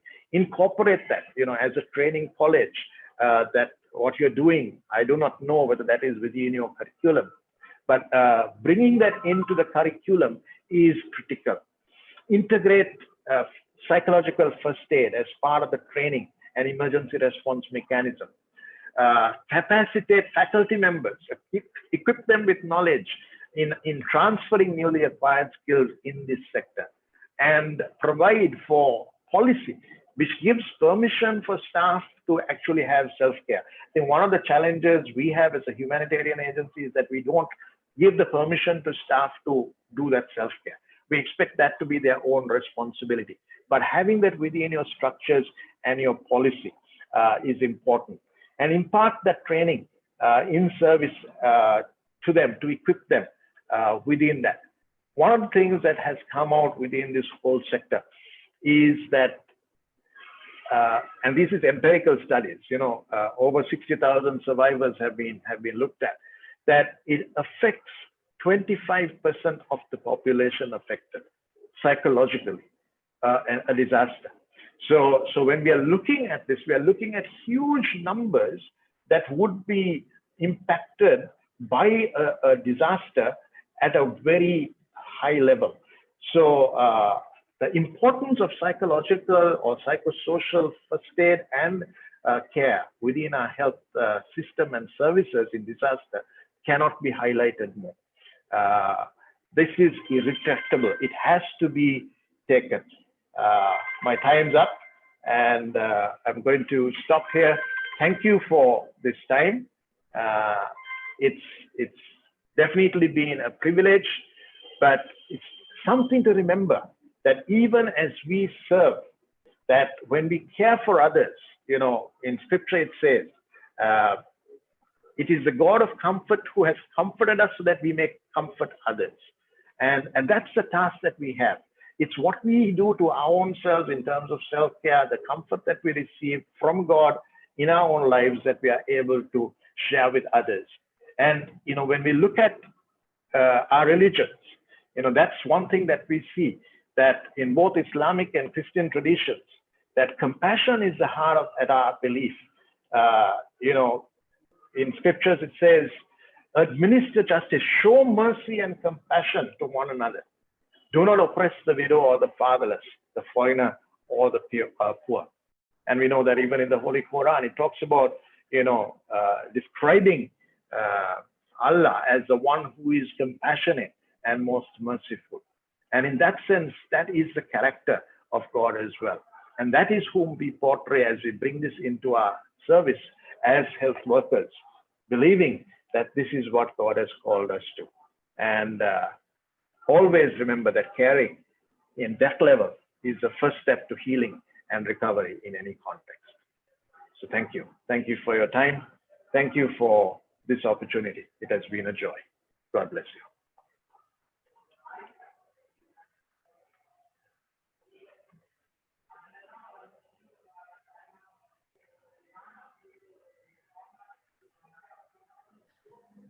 Thank you, Mr. Rosan, for the interesting material in a disaster to disaster management. And we will invite you again in discussion session, and we remind to all of the participants, if you have a questions for the former speakers, you may type in that chat column, and we going to read and address to the speaker. Okay, thank you. Now we continue for the next speaker. Our fourth speaker, we going to invite Miss Praikaikan Smith, Mr. Smith. Before Miss Smith deliver the material, I'm going to read her profile. Mrs. Smith's work experience. Now, she is a deputy of program Siamolek. Her education, Bachelor of Art in Political Science, major in International Relationship, and then the Master of Public Administration, major in Organization Behavior in University of Missouri, and her skill, project management, national and international conference organizer, communication, human relation, data analyzing, English proficiency. In her training, leadership and change management, knowledge management, emotional excellence for teamwork, ethic in government agency. Those are the profile of Miss Smith. For the next 20 minutes for delivering the material with the title Siamolek Respond Toward Education During COVID-19 Pandemic. The time is yours.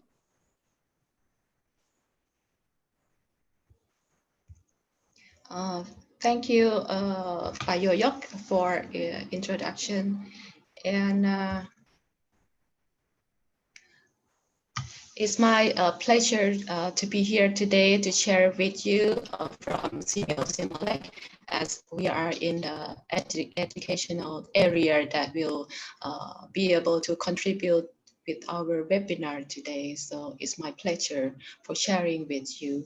So in my presentation, first I will be introduce first about our Simio as the intergovernmental organization, and then I will start sharing about how are we doing in Thailand or also in Indonesia, that our program projects from Siamolek will support our teachers and educators in Southeast Asia.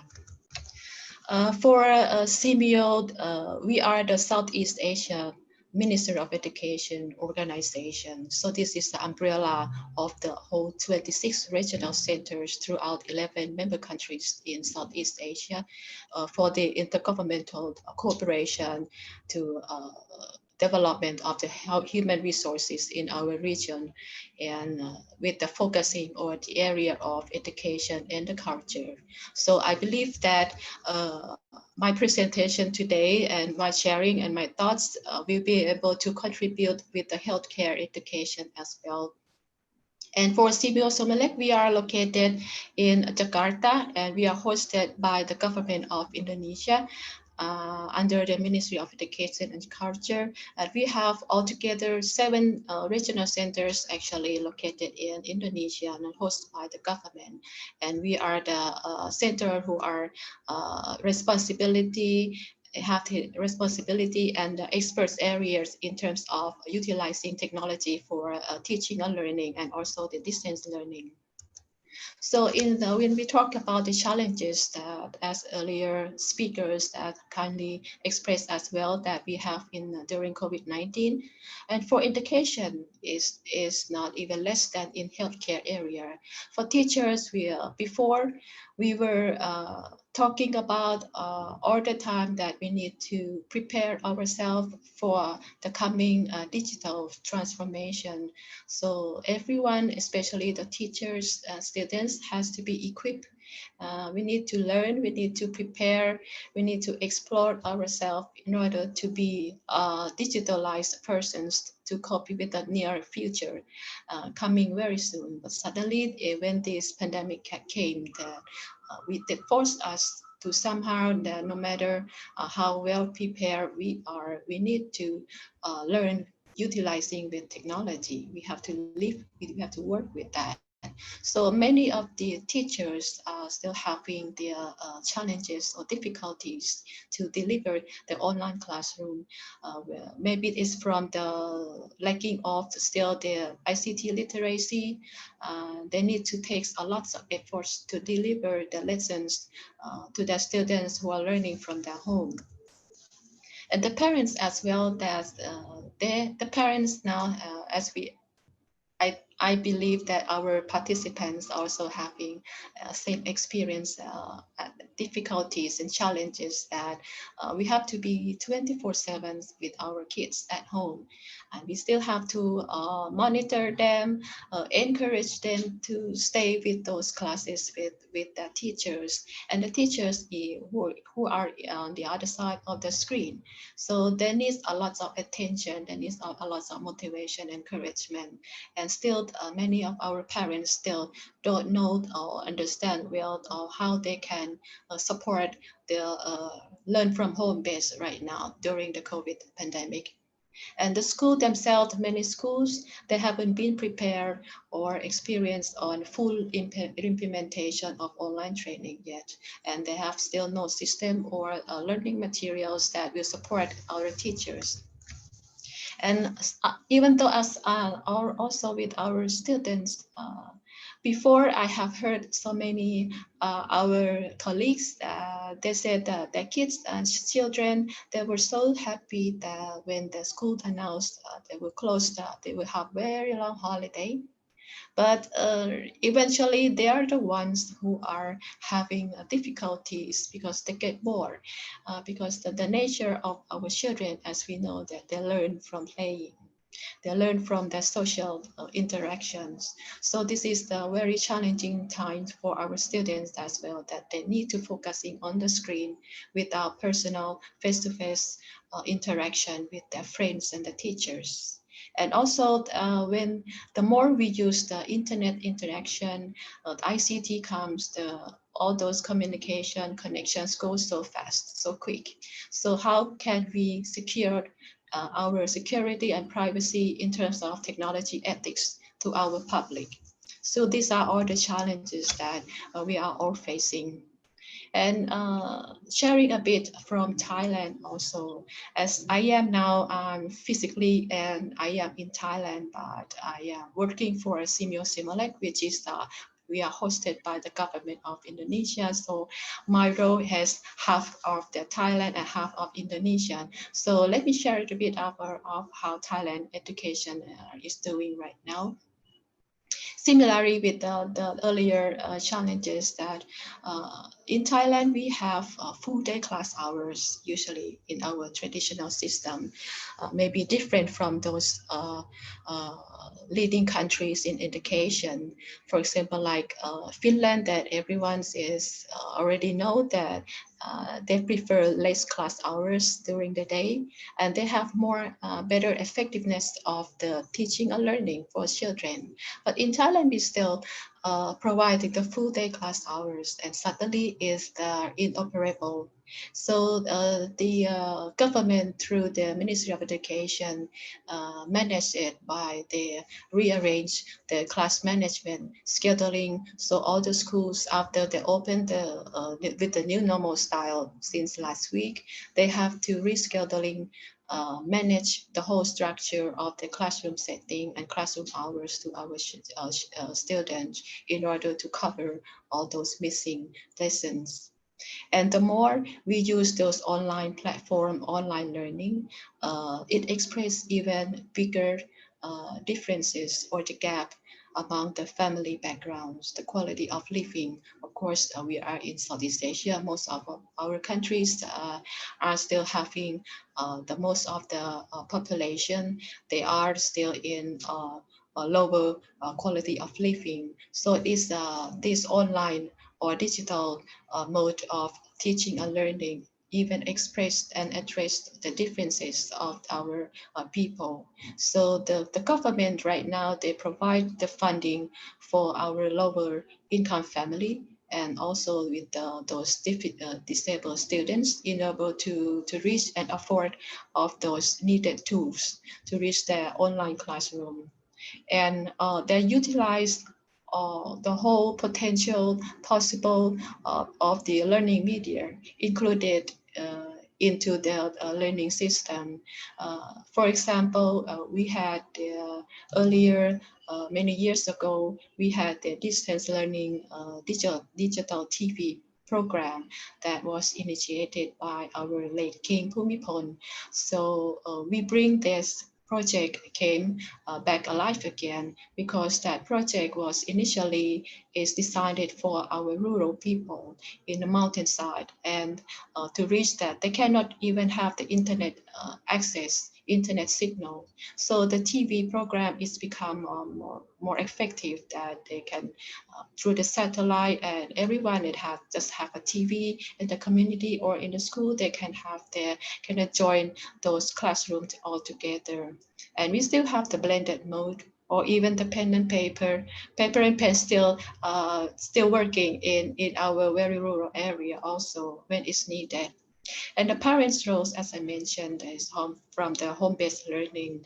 The government support our parents through our teachers, because the teachers will be the one who get the best connection with our students and the parents. So all those budget and facilities are supported by the government to directly communicate by among between the teachers and the parents through their homes.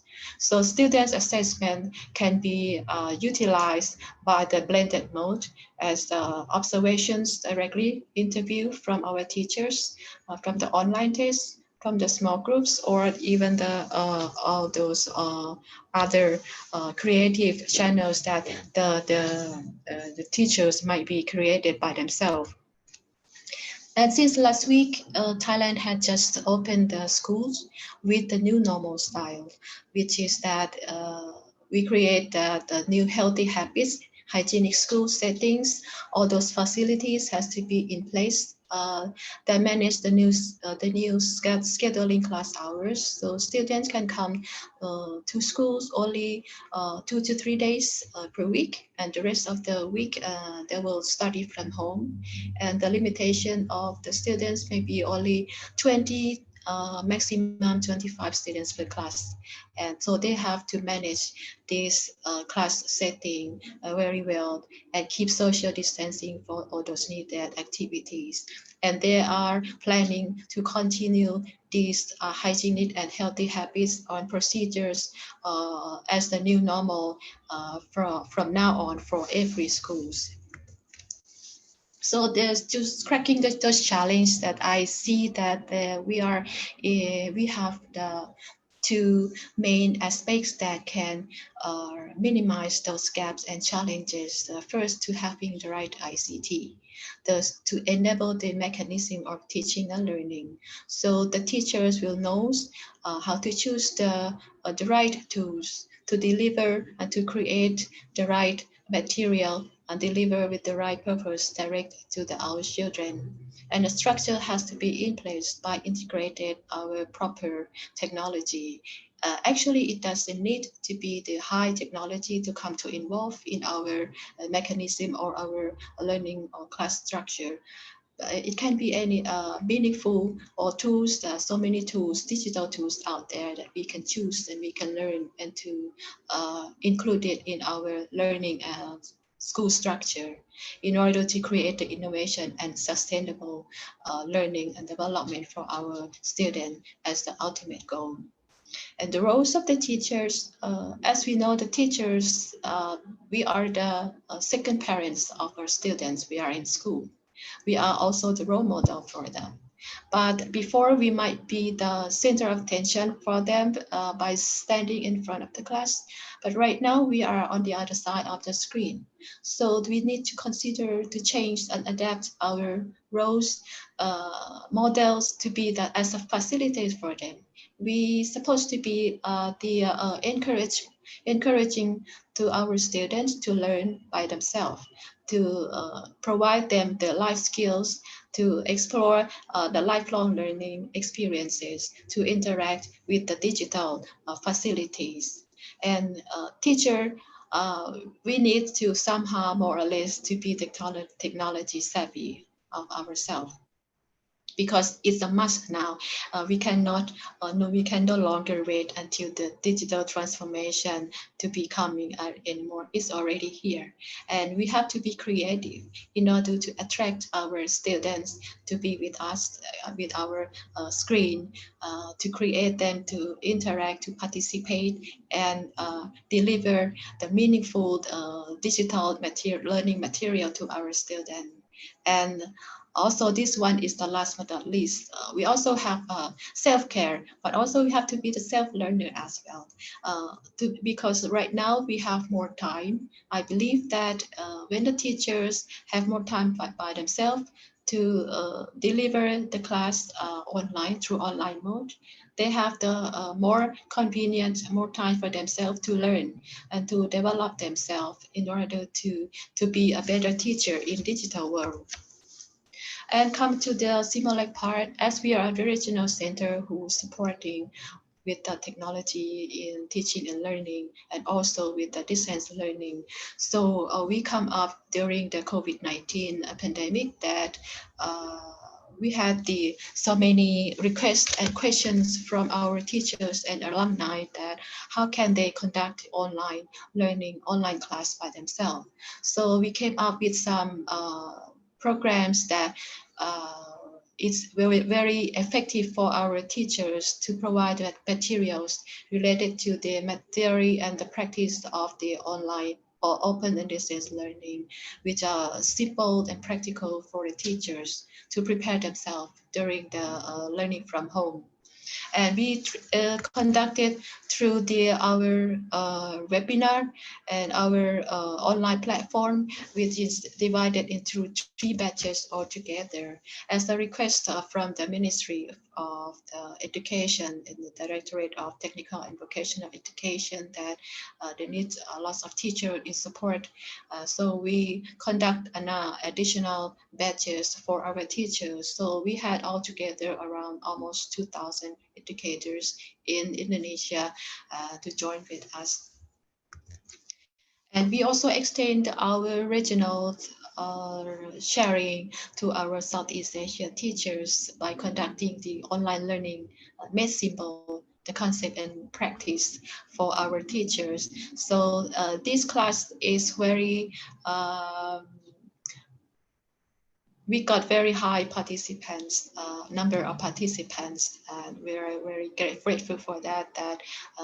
We didn't expect that our teachers will come to have the very much interest in these sessions. So it reflects us that still out there in our teachers in the region still needs a lot of support and skills and knowledge in terms of ICT literacy in order to enhance and conduct themselves the online learning. So we got the participants who are mostly teachers and educators from Indonesia and Southeast Asia, and also from the United States, Europe, and even the Middle East. And these are the e-certificates classes or trainings that we had, and we gave them all the participants our e-certificate for them to be accredited for their career as well. And for the another program that we also offer was the Ramadan special, which is those supplement digital tools for our teachers to learn by themselves during the long weekend, so the long holiday, so they can explore with our trainers the simple but quite useful to be the tools for create their own digital learning materials. And we also set up the help desk services for our teachers.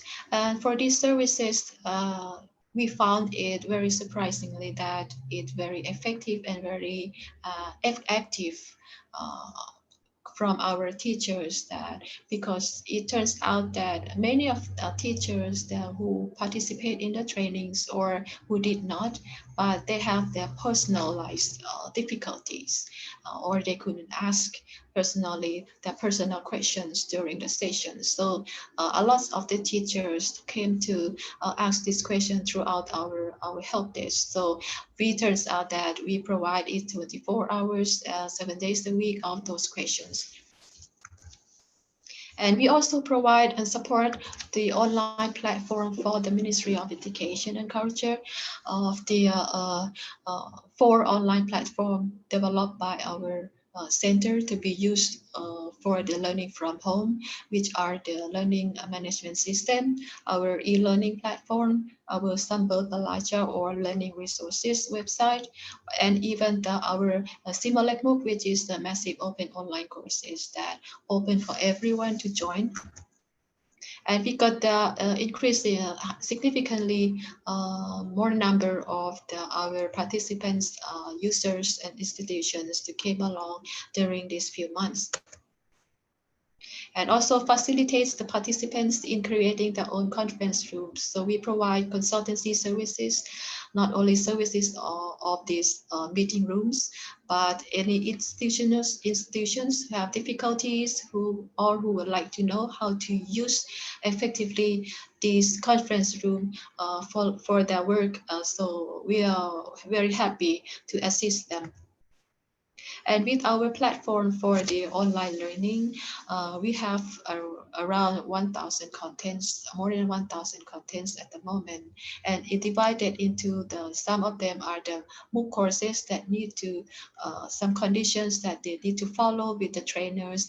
But also we have the open educational resources that all the users can learning by themselves with their own pacing without limitation. So that will be support them with the self-learning in digital world. And we also facilitate the government and the assistance for Setara Direct System, which is a non-formal education for people who cannot join the regular classroom during the day. So they can join during the weekend or in the evenings to enhance their capacity and literacy. So we support by giving the teacher of those trainings and assistance in terms of technical difficulties as well. So in conclusion of my presentation, that I see that from now on in the post-COVID-19, it will be the digital-led and the health policy will be the priority strategy for every of our society units, as our speakers earlier already addressed this issue already, that we cannot avoid the digital anymore. And the health policy has to be the very significant criteria that every sectors in our society has to be aware of. And the value of the community, we need to work collaboratively with every sectors in our society in terms of education. The roles of the teachers is not only there in the schools anymore for teaching and learning for our students, but now it becomes the roles for the parents, the roles for the public private sectors and services providers as well to work collaboratively for the success. And we have to prepare for the new normal education in the from now on, that all the structure that to be digital integrated. Technology has to know, you have to know to use it correctly for the right purpose. We have to change, adjust of our mindset to be digitalized, and everything that we do that will be already integrated, included with technology, and adjust our behaviors, not only the digital led behaviors, but also our healthcare behaviors that for our health and safety of our society also. So it's my pleasure of sharing with you today. I hope that I will contribute with those our webinar with our healthcare experts and speakers. Thank you so much for your attention.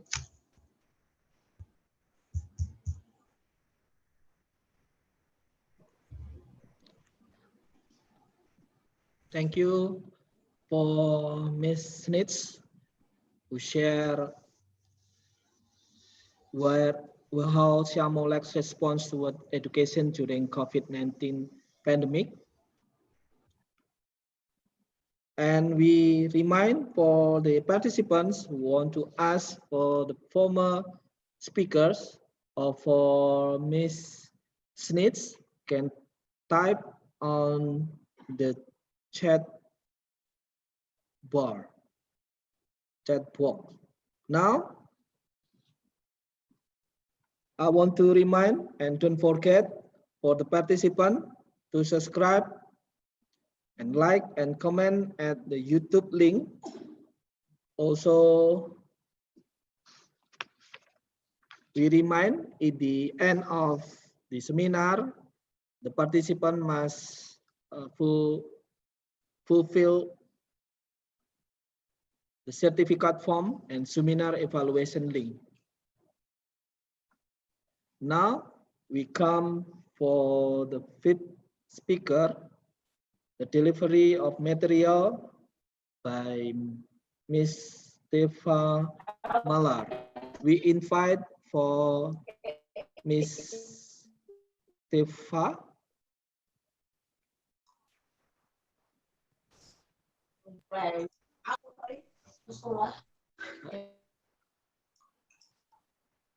Ms. Stefa? Yes, I'm here. Okay, before you continue present the material, I'm going to read Ms. Stefa profile. Ms. Stefa is a licensed counselor with the Board of Counselor Malaysia, where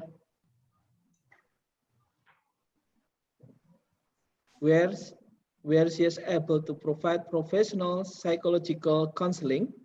She is currently a lecturer and counselor with the School of Psychology at Seki College Subang Jaya after years of working as a corporate consultant within the Employee Assistance Program.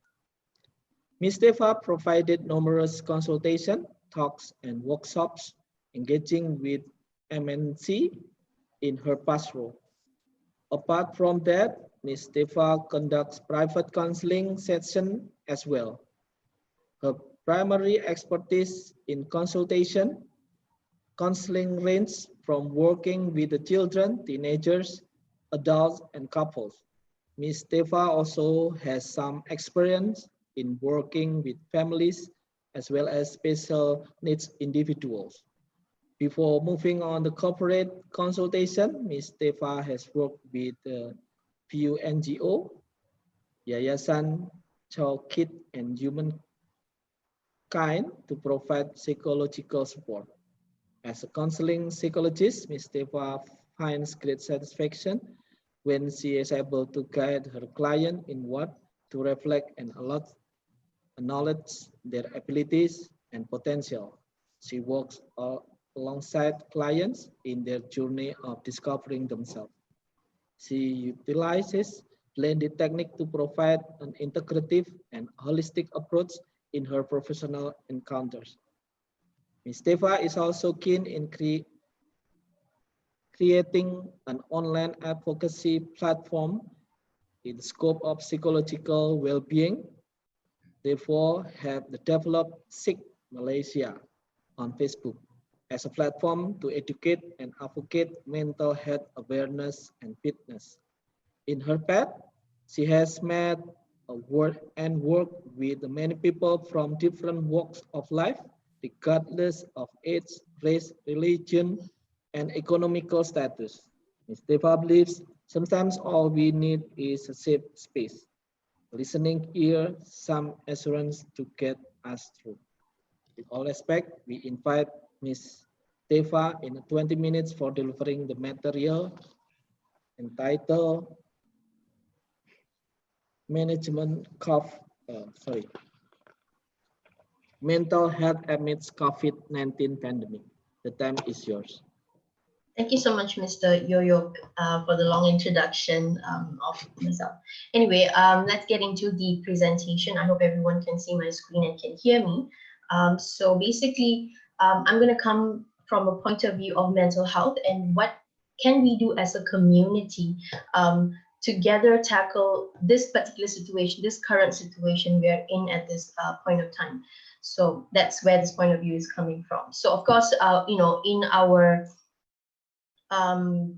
this time we have been hearing too many words. We have been hearing too many words, which is these two words, quarantine and pandemic and quarantine, on and off, on and off, and on and off. So coming out of the pandemic and quarantine, we are not just concerned about the COVID-19 health risks, but in my experience, I've also seen so many increases in other concerns and other issues coming out of the pandemic and quarantine that is no longer centering around COVID-19 health risks alone. So we have to look into the psychological aspects as well. So these are some of the main unavoidable consequences of the pandemic and the quarantine. So as you can see, there are 5 here. So fear is number 1. So what kind of fear? So obviously the fear of the pandemic in itself, the virus in itself, fear of death, fear of losing someone you love, because right now you have to be isolated.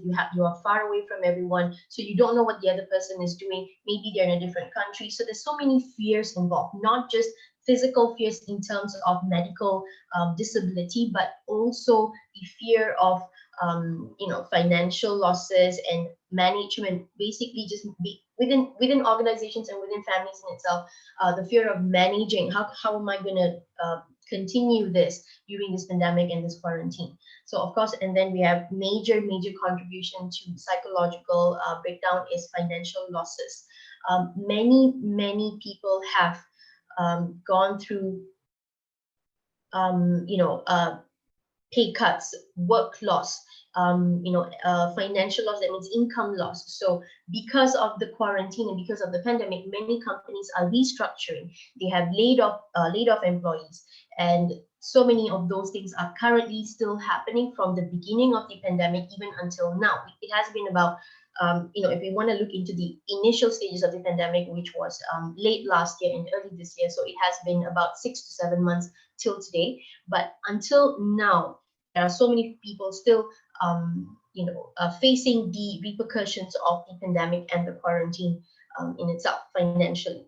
Of course, with the pandemic, with the challenges, with the crisis that we're actually going through, we are facing lots of stress and frustration. Now, this stress and frustration obviously is felt by the frontliners, the first responders, our doctors, nurses, including the cleaners, including those service industries. Those are essentials. So now a lot of stress and frustration is happening amongst those employees as well. Apart from that, everyone else, even though we are not directly impacted by the pandemic, directly in the sense that we are not, we were not infected by the virus, but we are feeling the pinch of this pandemic and the quarantine. So that creates the stress and frustrations, which leads to mental health issues amongst individuals and communities as well. So obviously with pandemic and quarantine, long isolations happen, and long isolations also contribute to psychological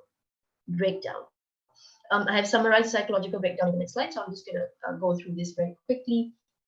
And then, of course, with the social media and with the technologies that we have, we're going to have information overload. And unfortunately, most of the time, the information overload that we have is fake news, negative news, and more bad news. So when we are continuously exposed to frequent bad news and news that can create more fear and stress and more crisis, and coupled with news that you're getting from your family members, news that you're getting from your work environments, all these things are going to just continuously add on to the psychological distress the individual and the community will face.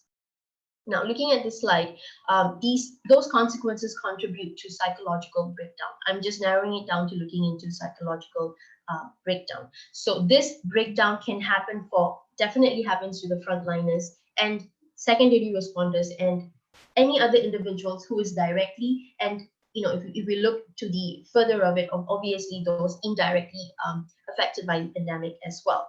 So when individuals break down, when individuals psychologically break down, obviously it's going to have a ripple effect amongst the communities, and the communities are going to start to break down as well, because we can't help ourselves if we cannot help ourselves, and how well are we equipped to help other people within our community.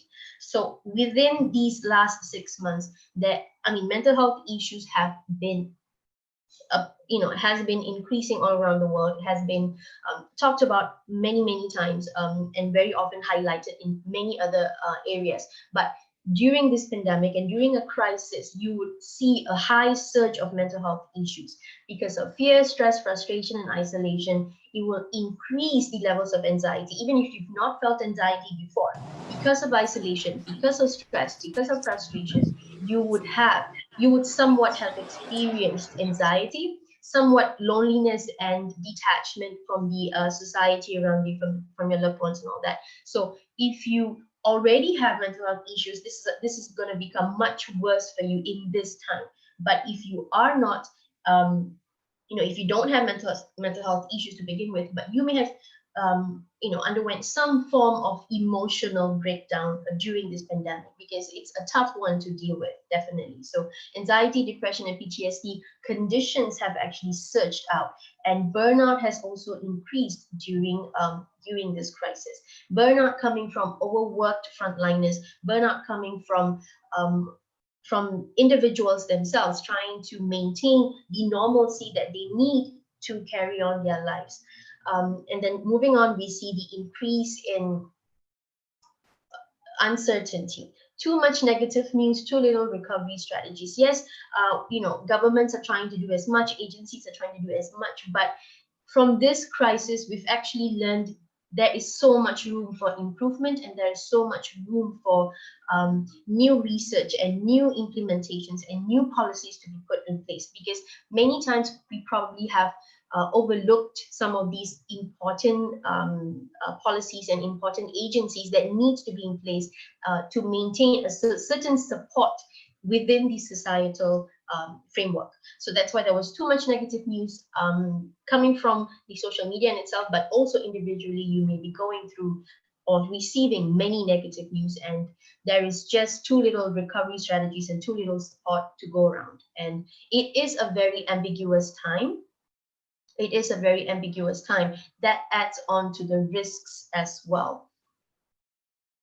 And there's so many high stakes and so many risks involved during an uncertain time, because again, we are dealing with economical crisis, not just psychological crisis, but economical crisis.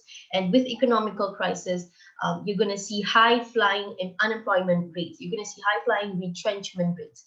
You're going to see,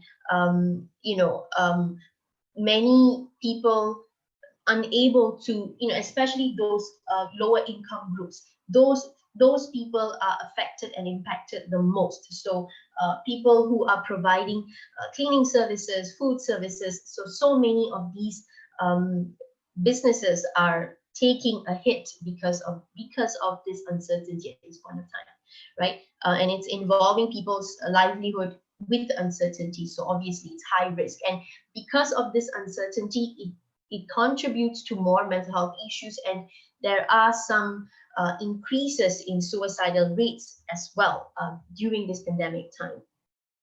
Not only that, some of the things that we didn't we heard of, and across the globe, not just in Malaysia, but across the globe, we've also seen an increase in abuse.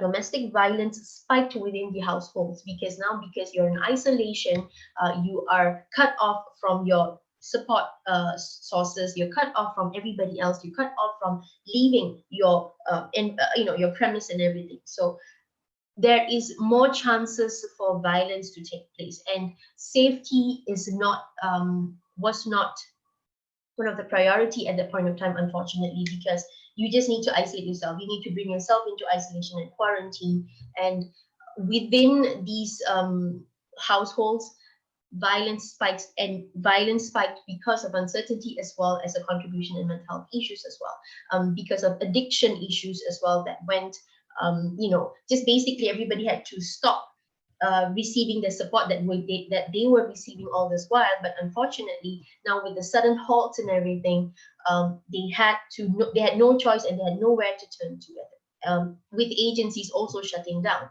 So that's why there was an increase in domestic violence and abuse. Now, we could also see this form of abuse within organizations where employees were mistreated. Not all employers, not all organizations, but some, even big companies.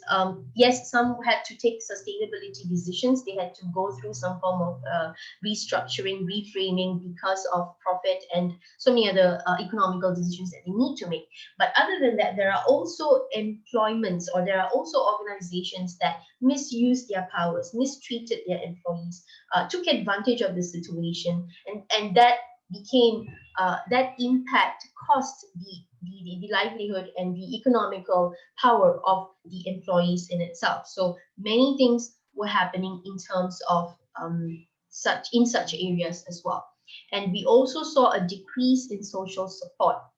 Many NGOs that were functioning during the normal time, they were basically, some NGOs, they had to shut off as well. They had to cut down because of resources, because of difficulties in allocation of getting resources or allocating resources, and the immobility of certain NGOs not being able to go out and help out the communities as they should and as they would have in normal times. So being cut off individually, obviously, it's being cut off from your loved ones and essential services. Now, when we're looking into social support, we're not just looking into those individuals, but we are also looking into special needs, the elderly, the childcare. So all these social support agencies had to shut down and had to close down, and all that contributed to much more stress and frustration. Even if you're just confined to your house, you have so many factors and so many layers that are basically interrelated with one another. When one shuts down, so many other factors and so many other levels of your life becomes disrupted, and that will definitely increase the stress levels and frustrations, and increases the mental health concerns. We did also see inadequate and poor allocation of resources and support, because many lower income groups, especially those in dire situations, if you also seen in US with the homelessness and all that, so many people were left out of support, or just had to be put out of the line simply because we couldn't give them the support or reach out to the support that they require at that point in time. And yes, so in such a crisis, because COVID-19 crisis is not a physical crisis like a natural disaster, but it is more of a medical disaster, we still were able to afford some form of connection, some form of outreach, and those kind of things. We were still able to do that. And despite the decreases and the increases in some of these conditions and cases, we didn't need to only survive a medical crisis, but we needed to survive an impact that is brought about of this quarantine and the pandemic in itself. So survival was the key of all individuals during this time, and we still are in the survival mode of the pandemic and the quarantine effects. So as a community, I've summarized some of the things. As a community, that how do we survive and how do we thrive as a community and not just an individual? Because an individual alone cannot take care of big, huge impacts of some things beyond the individual's control. So as a community, we need to start thinking, because as a community, we create our societies, we create our organizations, and we create our countries and international ties as well. So as a community, what we can do. So obviously we need to use, as our previous speakers have also highlighted, technology for greater good. Yes, but when we went into isolation, we needed to work from home. All those kind of things happen. A lot of resources could be shared online as well. Yes, those are the good things that came out of it. But with technology also, there was higher expectations. When you look into organizations, there were higher expectations of employees, of contribution, and such. So that became a problem too. With technology giving so much opportunities, but that became a problem too. But what we can do with technology now is that we can use it for, it opens up a huge areas of research for disaster management, especially because there were so many obvious things that should have been in place, that could have been in place.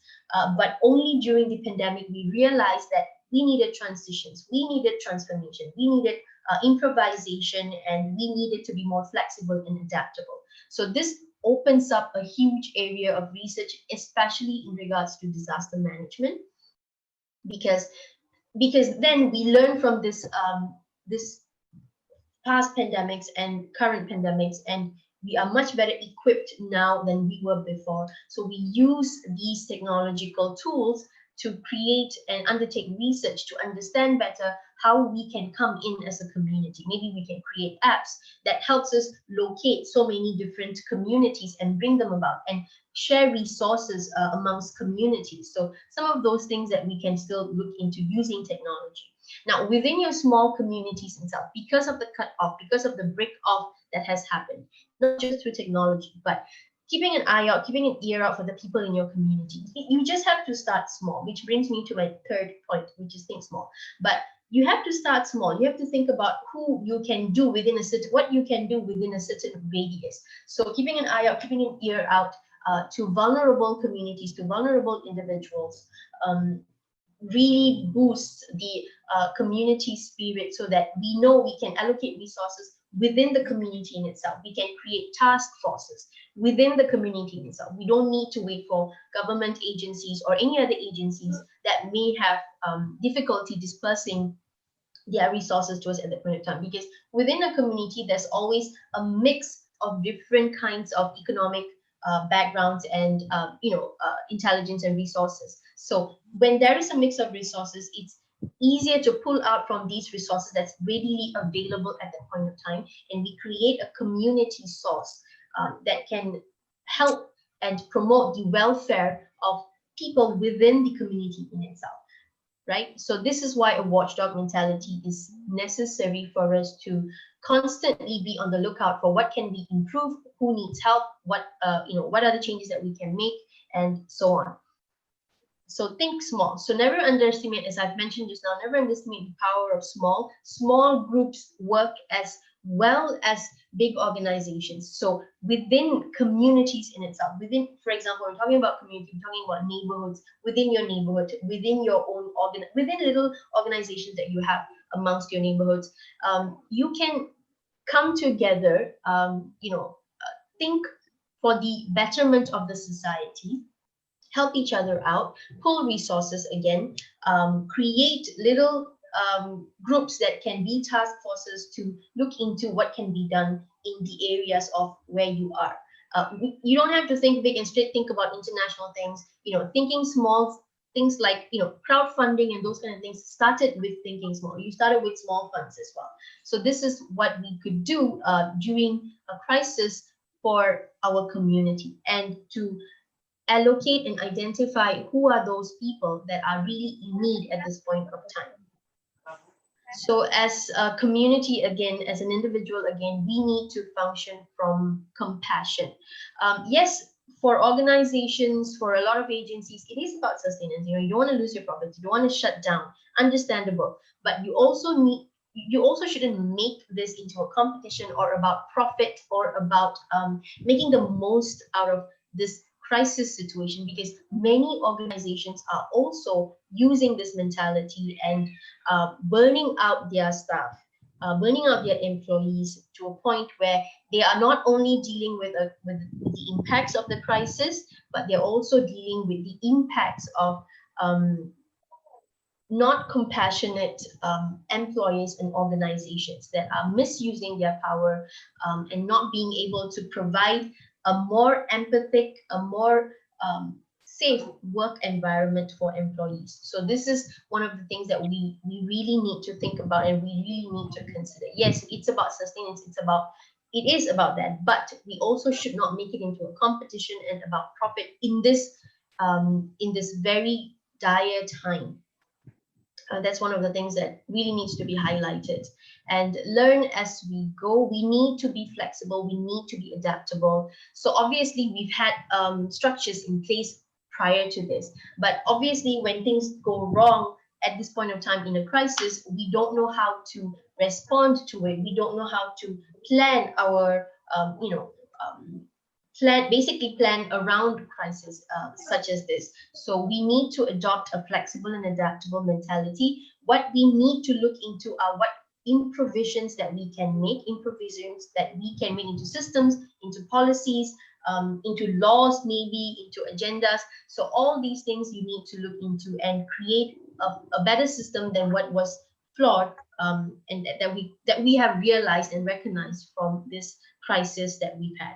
And finally, I would have to say that we need to have a collectivist mindset and we have to have a collectivist approach, because we cannot just think about what am I going to get out of this? What am I going to get out of this? So we cannot continuously think that way, because that takes away many, many, many things from many, many different communities. So we need to think about everyone, including ourselves. We need to think about everyone. We need to think about the frontliners. We need to think about those secondary support communities as well, and the NGOs and everyone that is trying and struggling to provide to different kinds of communities there are within the crisis situation.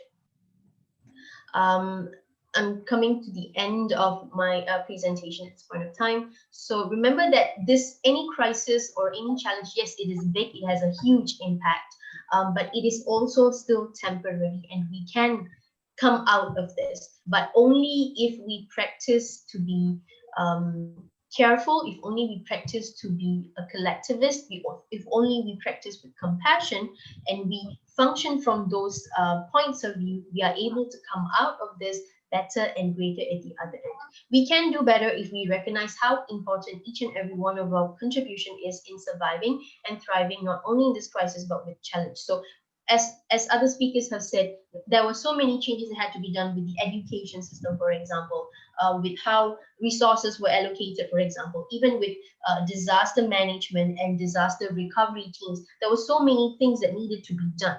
So if we don't learn now, when will we learn to be better and to be greater when we come out of a pandemic or any crisis situation, right? So I would like to leave you with these words from Nelson Mandela: our human compassion binds us one to another, not in pity or patronizingly, but as human beings who have learned how to turn our common suffering into the hope for the future. So yes, the word now is hope. So we want to be able to have a better future, come out better and greater out of this pandemic, and as one big collective unit, and that is being human beings first and thinking about the unnecessary, not thinking about the unnecessary gain that you will get out of this pandemic. So that is about it. Thank you so much for providing me this opportunity to have this presentation. Thank you.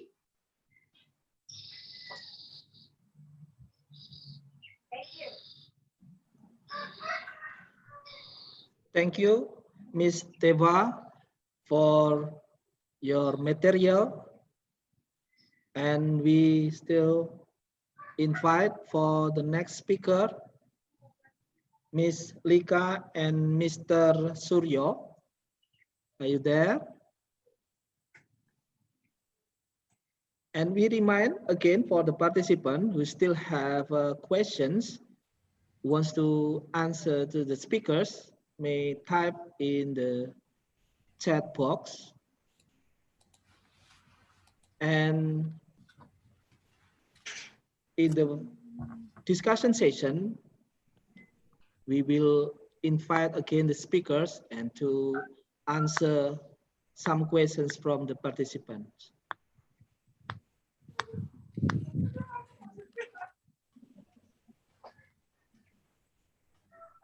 Hello, Ms. Lika and Mr. Yes, Suryo. hello. Yes, we are here. Okay, before you continue present the material, I'm going to read your profile. Yeah. The sixth speaker, Ms. Lika, and then Mr. Suryo. His education background, he worked and studied abroad migration in Australia, and also he works in Webminar lawyers in New South Wales. And they will present the material entitled Management of COVID-19 in New South Wales. In 20 minutes, the time is yours. Good afternoon, ladies and gentlemen. My name is Suryo, and I'm from Weybridge Lawyers. I am a general practitioner admitted to the High Court. Today's speech is basically a general comment on how New South Wales has managed the pandemic. So ultimately, we're not specialists in health. However, we're just making a comment as to the general approach by the state government as well as the federal government. That said, I'm also by no means we are talking on behalf of the government as a waiver, of course. It is a general commentary as to what has happened during this pandemic crisis. So if we can go to our slides. So what our comments today would be essentially how the New South Wales government has restrained the spread of the policies they've implemented to restrain the spread of the virus, as well as to maintaining the economy, trying and with the attempt of preserving people's well-being. In that regard, we'll have to look at the timeline of what actually occurred in New South Wales. You might have heard from news, there was some sort of a stumble between state and federal government regarding the border control when cruise ships like the Ruby Princess came to Sydney back in February, when there was a mismanagement of that. Well, there are commentaries to say it was mismanaged in the sense that the passengers from the Ruby Princess, for example, back in February, was allowed to disembark, and that caused the major outbreak in Sydney because when those people were able to disembark from those ships, they were not properly screened, unlike people coming from abroad on airplanes. They were properly screened, and the people that came by airplane were isolated for 14 days in hotels and motels, and they were guarded by state police from New South Wales, and also from the federal government. Also, they were monitored by both the state and federal level. So this timeline shows the border control of the lockdown in Australia when when arrivals from China were prevented from arriving in Australia back in February. You can see also all those arrivals were stopped, and people from traveling from overseas, locals being permanent residents coming back from overseas from holidays, they had to self-quarantine for 14 days. So myself, coming from a legal background, the state government were able to coordinate with the federal government in that process of border control, and subsequently the state government as well as the federal government were able to make legislation regarding safe distance policies and the closures of public places like restaurants and parks.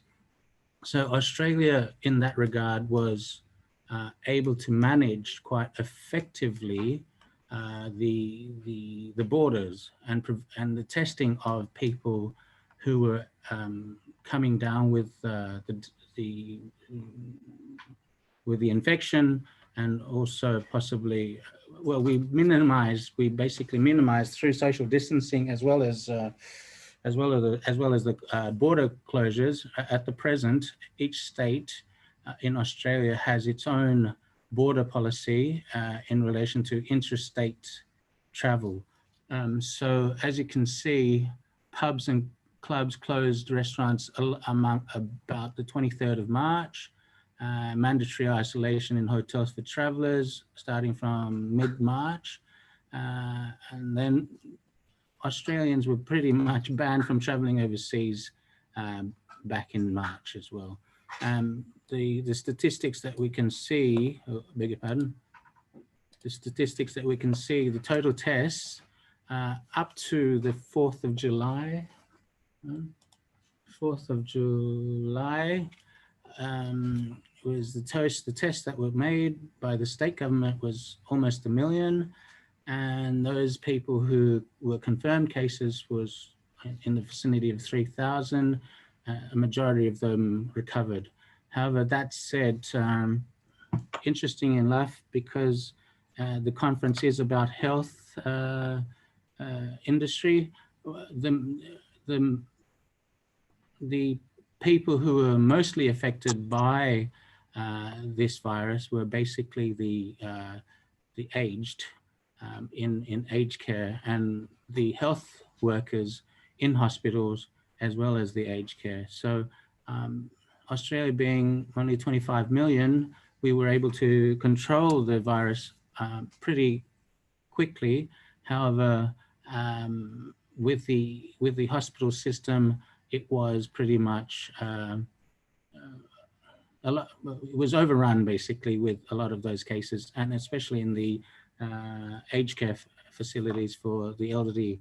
So as you can see here, this slide tells you how the state government produced a lot of information to the public regarding the virus in New South Wales, and how what ought to be done when people show symptoms.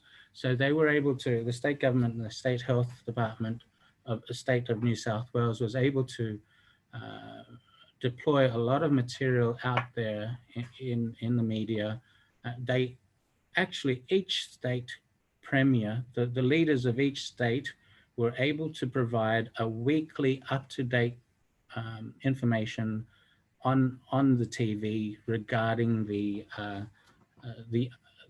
state of affairs with people contracting the virus, as well as the lockdowns and the social effects it has on our state. So so if you can read there, for clinical staff with severe symptoms, they were able to get tested. So this type of material was being deployed by the state government of New South Wales to educate the people about the up-to-date, the day-to-day situation on the field. So the next slide is a general overview of how the state government were able to coordinate each what's called clinical communities of practice, from the Ministry of Health to the New South Wales Health Pathology, the New South Wales Cancer Institute, and the ACI. They had strategic performance and planning branch, which was also coordinating with the Deputy Secretary for the Health System. So we in New South Wales were able to coordinate effectively, predominantly because I would say it was because the population of Australia is still 25 million, and it's manageable to, it is a population where it's manageable for the government to coordinate different departments to maintain and control and restrain the spread of the virus. So the next slide will show that what the New South Wales government has provided was funding for those health workers, especially who were in demand for certain areas of the health industry. They were able to get accommodation, medical and funding for their partners whilst they're at work, and also daycare for the children of health workers. They were provided by the state government at that state. So going along, we might actually finish this earlier than usual, earlier than 20 minutes, as because what effectively is that at the moment we're at the recovery stage at New South Wales. Unlike the state of Victoria, there's been a second outbreak, unlike in New South Wales. So this roadmap to recovery has been provided by the state government as well as the federal government in coordinating their efforts to opening up not only the economy, but also the people of of New South Wales to be able to go outside after the lockdown. So for example, pre-lockdown, during the lockdown, only essential workers were able to go out and work, and there were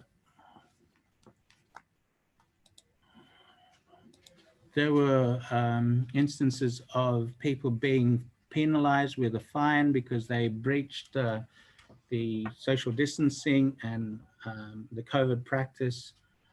So it was through state legislation as well as federal legislation to prevent people from mass gatherings at the time.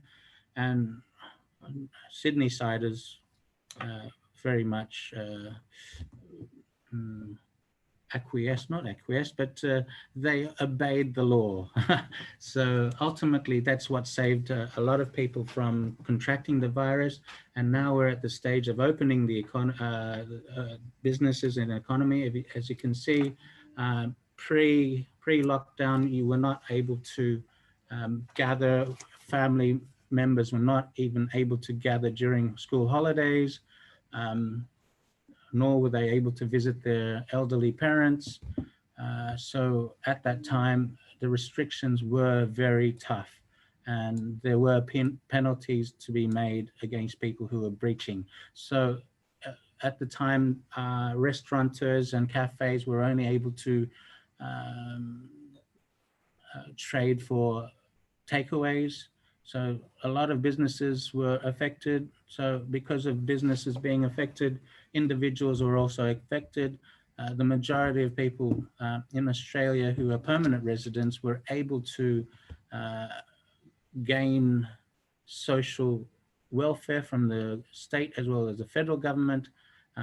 However, the unfortunate people who are not able to gain that social welfare was basically the overseas students. Majority of them couldn't afford to stay in Australia, so we've lost a lot of students who from overseas because they were relying on casual work and other type of work whilst they were studying in Australia.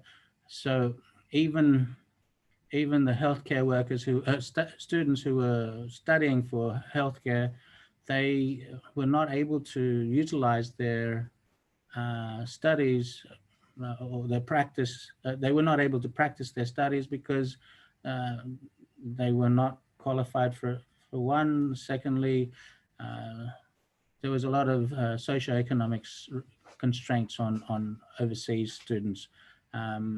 So at this stage, we've now in New South Wales have contained the spread. So we've now allowed people to visit home to a maximum of 10 people in 5 people to visit homes, as opposed to none before the lockdowns. We're now able to have 10 people in businesses and public places. And if at that time people who were non-essential workers didn't have to go to work, should not go to work, and they would face penalties as well if they were out and about. And even interstate travelers were penalized. So now, as you can see in step 1, people have the option of working from home or going to the office. So now there's a plan of having more than 20 people in the home and public spaces. So there's a general freeing up of businesses and people going out into the community. In the past, gyms, beauty salons, etc., were closed. They were not allowed to open, with the exception of hair barbers and hair salons, I think. Yeah, and now it's being opened, with the exception of Melbourne, because there's a second wave. Whereas in Sydney, we haven't experienced that. Fortunately, we haven't experienced that second wave. So we now go to the policies that the state government of New South Wales have implemented to date. So now they've removed the restrictions from travel within New South Wales as of the 1st of June. So it shows how successfully each state have maintained and restrained the spread of the virus. So as you can see, there's still some quarantine requirements there for travelers, where people from residents coming from overseas coming to Australia, they still need the 14 days isolation period as directed by the New South Wales Police. As well as travelers, there's still a requirement of 14 days. Interstate travel, unfortunately, the border of Victoria has closed now again for the second time, and businesses there in Melbourne has been locked down for the next 6 weeks. So with the next slide,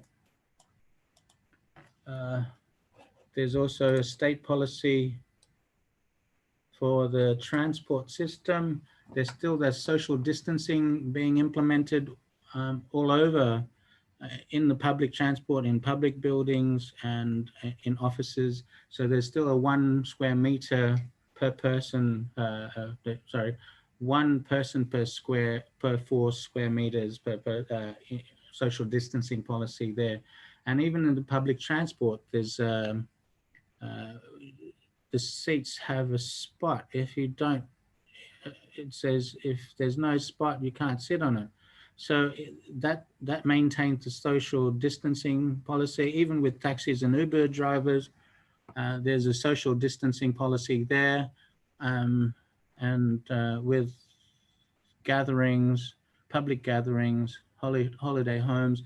In actual fact, there was a state minister who was penalized during the pandemic, the peak of the crisis, who was actually he breached the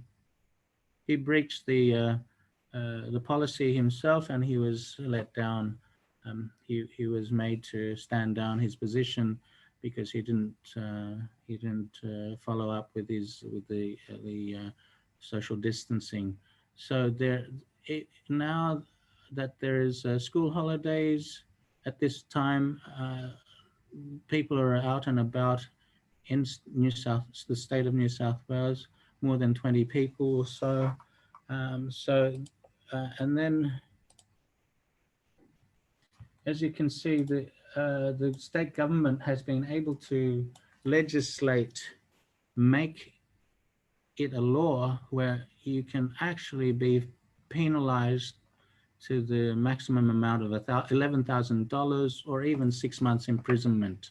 So it is very stringent in Sydney or New South Wales. So there's also a further 5,500 penalty for each day the offence continues. So it's very, very stringent.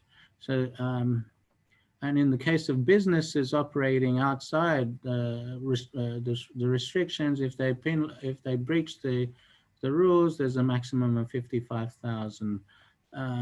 So in that regard, the state government was able to legislate for the safety of the people of New South Wales in order to restrain the spread of the virus. So if we go to the next slide, for the businesses, in order to, the state government were able to assist local businesses by providing grants to small businesses and other type of businesses, such as exporters. And there was even counseling provided to small businesses in regional areas. And the state government, I beg your pardon, also the federal government was able to provide loan guarantees and other assistance, such as the financial incentives for employers to keep their short-term workers on board. So there are various programs that the state government as well as the federal government were able to implement in order to assist businesses in the state of New South Wales. Because Australia generally is an aging population, there is a quite demand for migration to Australia. It's because of that factor,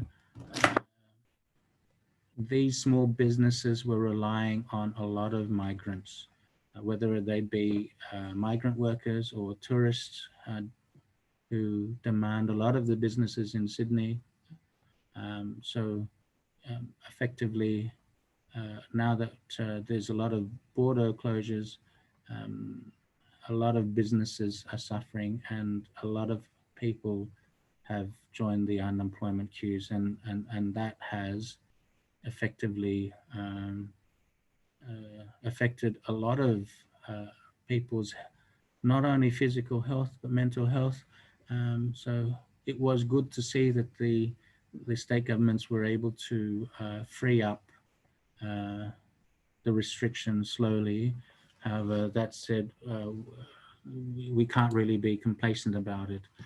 So even the state government was able to provide stimulus to households. It's not only the state but the federal government, mainly the federal government, who are providing assistance to unemployed people for the next 6 months, and concessions to households to supplement their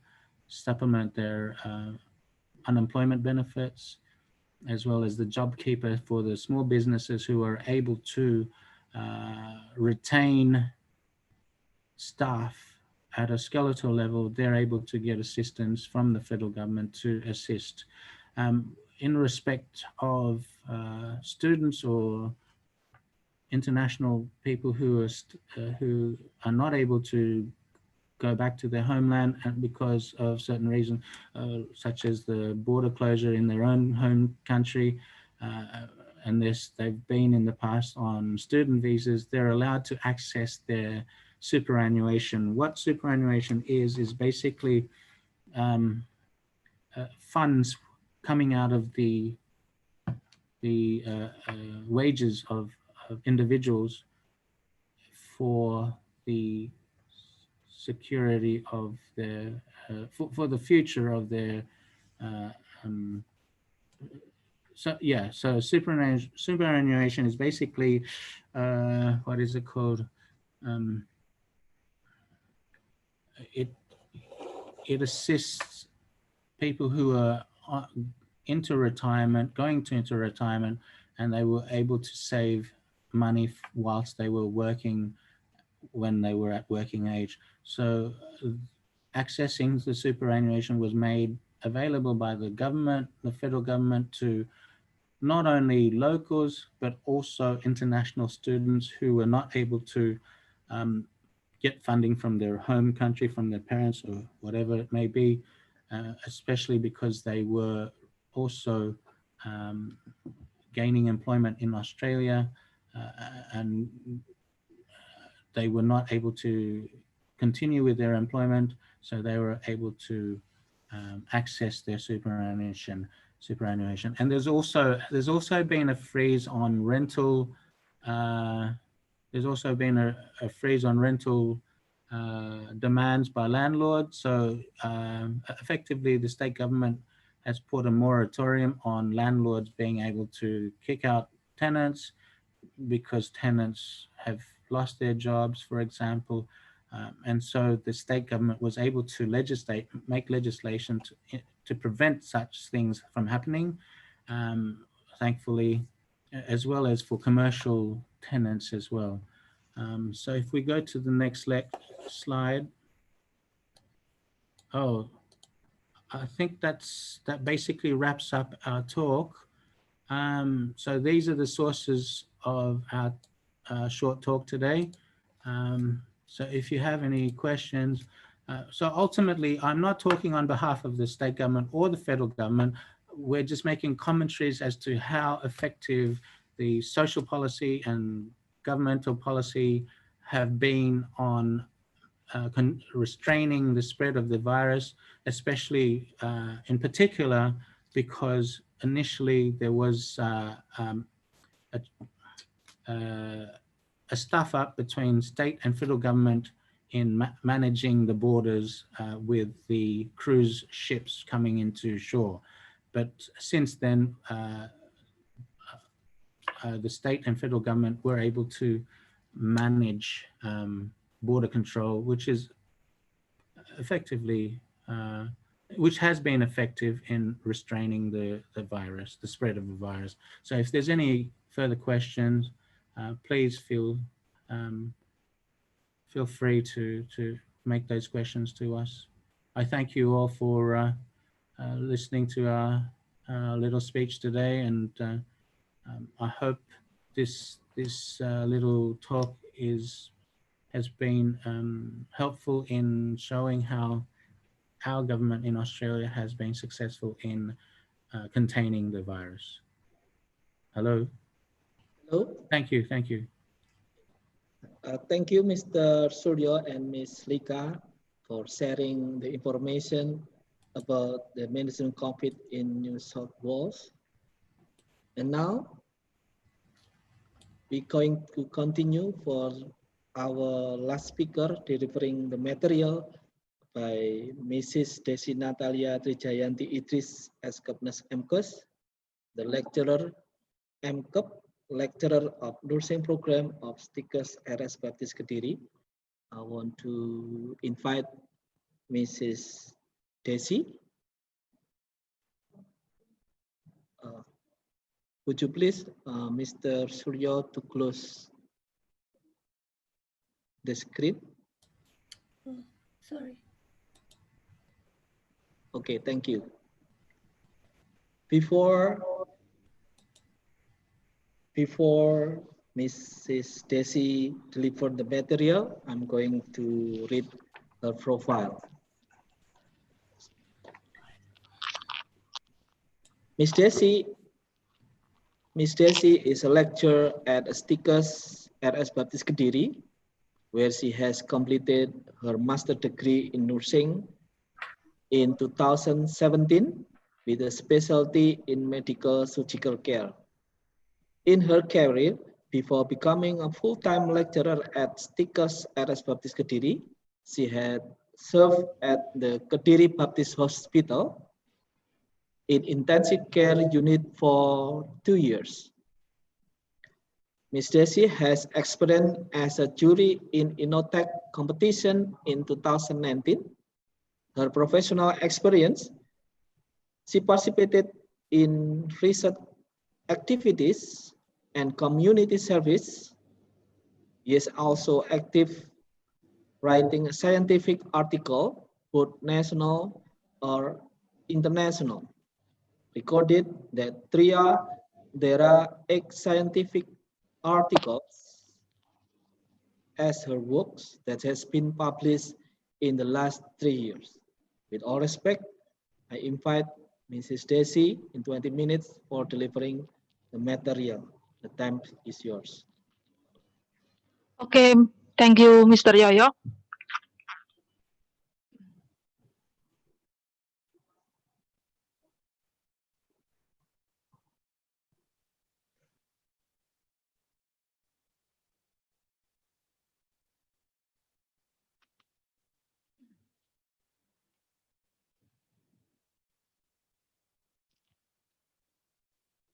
Okay. The honorable participant, speaker and head of Kediri Baptist Hospital, Health and College, Ms. Selvia. How are you today?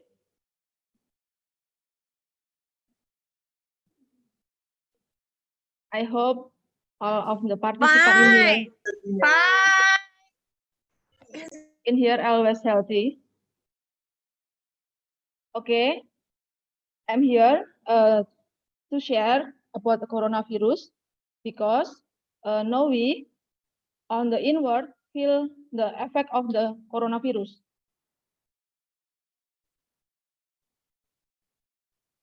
Okay, what is a pandemic? I believe all the participants in here get impact of this pandemic. Pandemic is a disease that spread globally cover a large geographical area.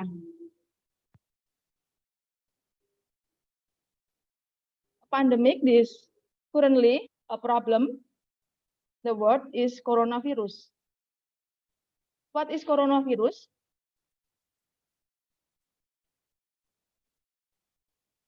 Coronavirus of a group of virus that then can cause disease in humans. Several types of coronavirus are known to cause respiratory infection in human ranging from cold to more serious one, such as middle respiratory syndrome and severe acute respiratory syndrome. A new type of coronavirus has been found to cause COVID-19. What is COVID-19? Because COVID-19 is an infectious disease caused by a newly discovered type of coronavirus. Coronavirus or COVID-19 is now a pandemic in many countries around the world. What about Indonesia?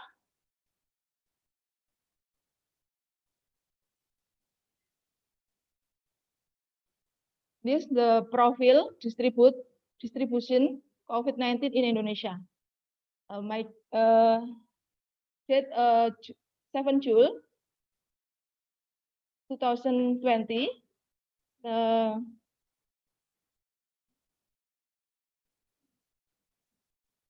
The total patient confirmasi COVID-19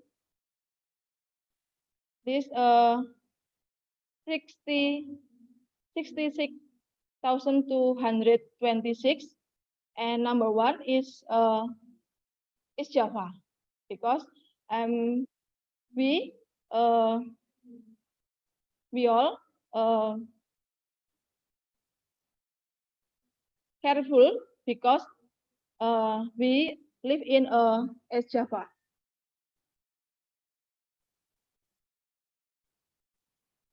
This curva COVID-19 because the curva is continuous go up every day.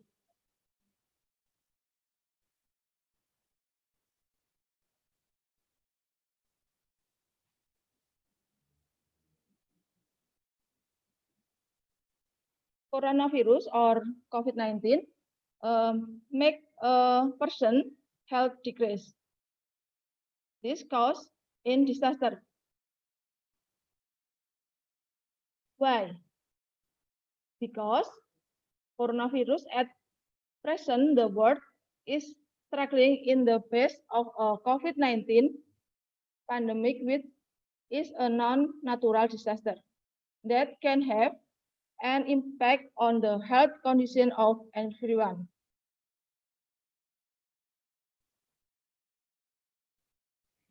COVID-19 caused a decrease in quality of life. Why? Because COVID-19 became a disaster in the community. The most common symptom of COVID-19, you feel fever and you feel dry cold and maybe you feeling tired. If it continue, can you cause respiratory failure? This is make the decline in quality of life. The symptom in the fever or dry cold or feeling tired, maybe you can feel respiratory failure.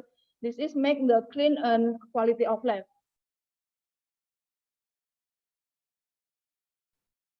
What shall we do? We do the one of disaster management yourself is improving the quality of life.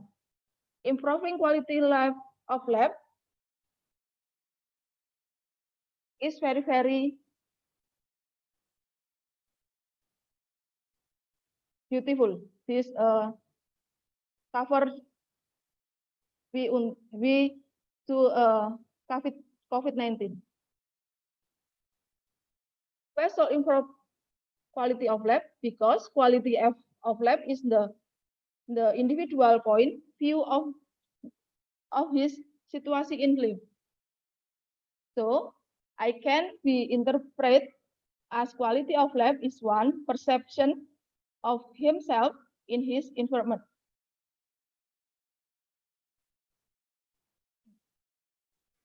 A good quality of life as an individual will trigger a positive impact on himself and those around him. Many elements are contained in order to create a quality of life honored by individual.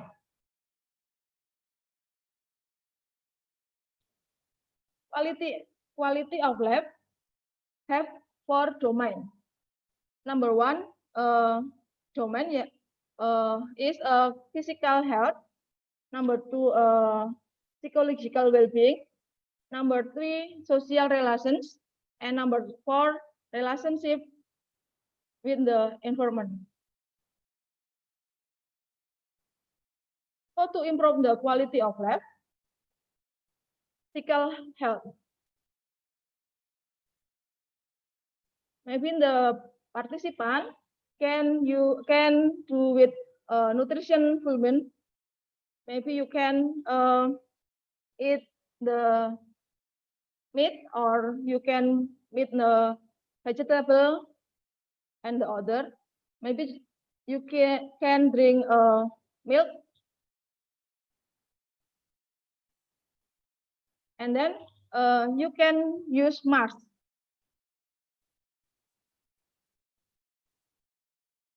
And then you can hand washing because the in hand very dirty because many virus or bacteria in hand. Hand washing, or you can do, and you can make a soap, or you can use a hand sanitizer. And then you can sport or exercise. Maybe you can jogging, or you can run, or you can cycling.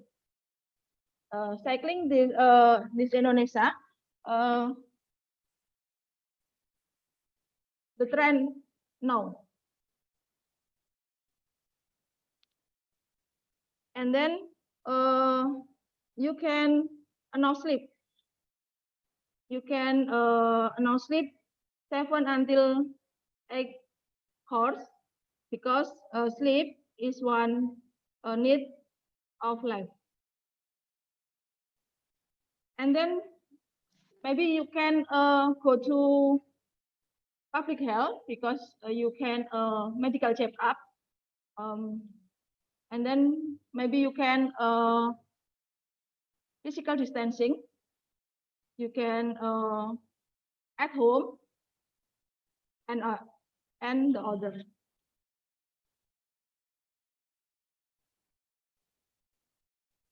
Next, how to improve to the quality of lab, psychological well-being.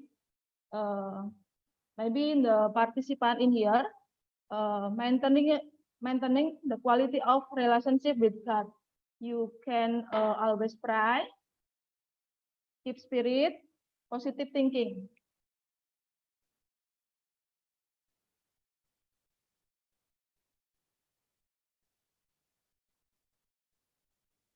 Next, how to improve the quality of lab social relations.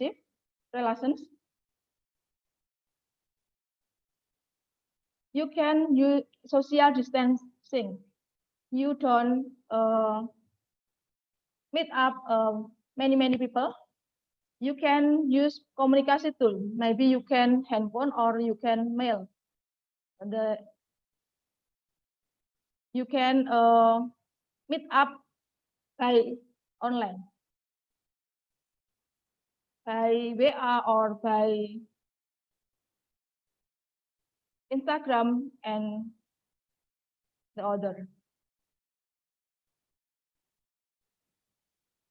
How to improve the quality of lab relationship with the environment? Maybe you can maintaining good environment condition, and then consumption of healthy food, and then does not make pollution.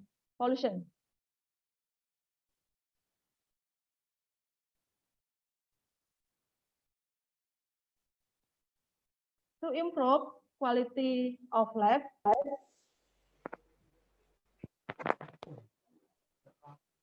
we need the role of nurse. So maintaining quality of life is a pandemic. We need the role of nurse and healthy service.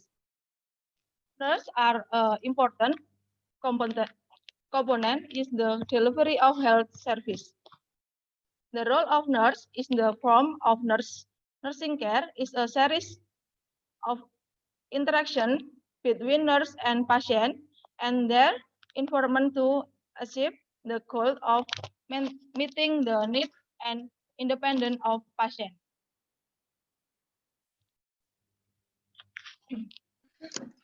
Professional nurse will provide good perform and quality. The quality of nursing care provide also affect the level patient satisfaction. The higher the quality of nursing care provide, the higher the level of achievement patient satisfaction. Such patient satisfaction certainly also affect the biological, psychological, social, and spiritual condition of the patient. This can be done with holistic care. Disaster and major incident are threatening community worldwide. The fact the more fully integrated and holistic approach is now recruitment in disaster reducing or mitigation. It's so that both tangible or intangible loss from disaster or major incident will continue to increase unless there is a paradigm shift is how we predict the risk and how they may impact of societies as a whole, recognizing the varying degrees of vulnerabilities being the perfect for other ways within the community from social to economy to gender to informal. Thank you your attention. Come back to moderator.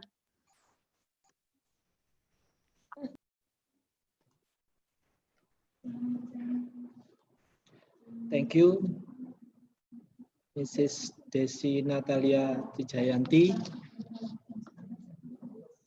for sharing information, for sharing the material.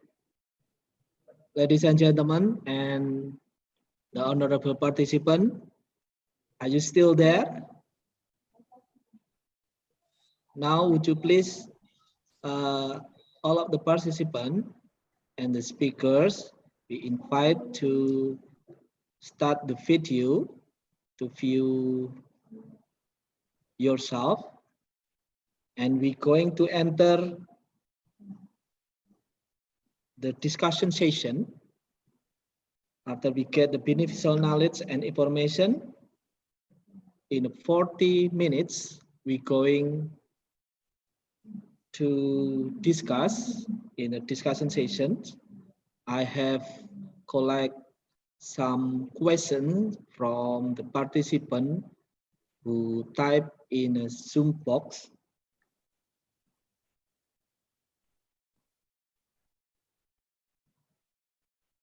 And I remind to all of the participants,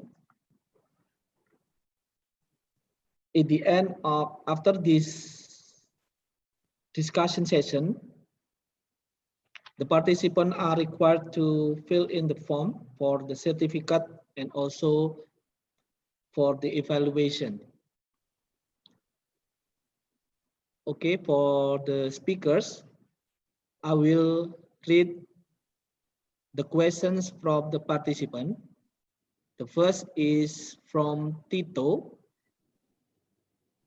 for Dr. Charlotte. I will read the question. The high mortality rate of the medical personnel is caused by several factors, such as many medical personnel are aware that they are handling COVID-19 patients, so health protocols are not implemented. This condition usually occurs because patients are not open about their contact and travel history. Then the condition is exacerbated by the lack of personal protective equipment and fatigue due to long working hours. How do you respond about it, and what do we do to deal with this problem? Thank you. These questions is addressed to Dr. Charlotte. The time is yours for Dr. Charlotte.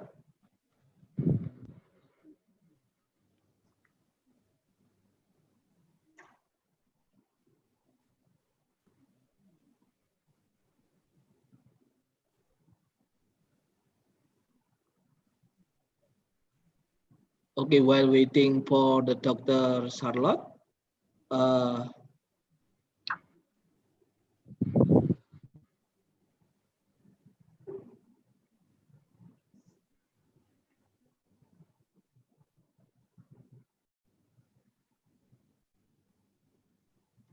okay, while I will read the question again. Next, the questions from Milka.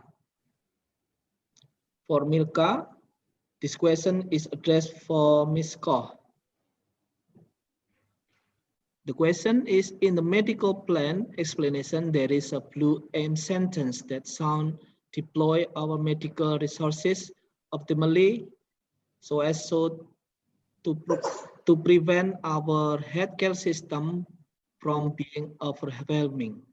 I think that one of the overwhelming is nursing fatigue when they serve in the pandemic situation. This question is, what and how Singapore government through hospital to prevent nurse fatigue, because fatigue can be one of the factors causing decreased immune system, while nursing is medical source of our pandemic frontline.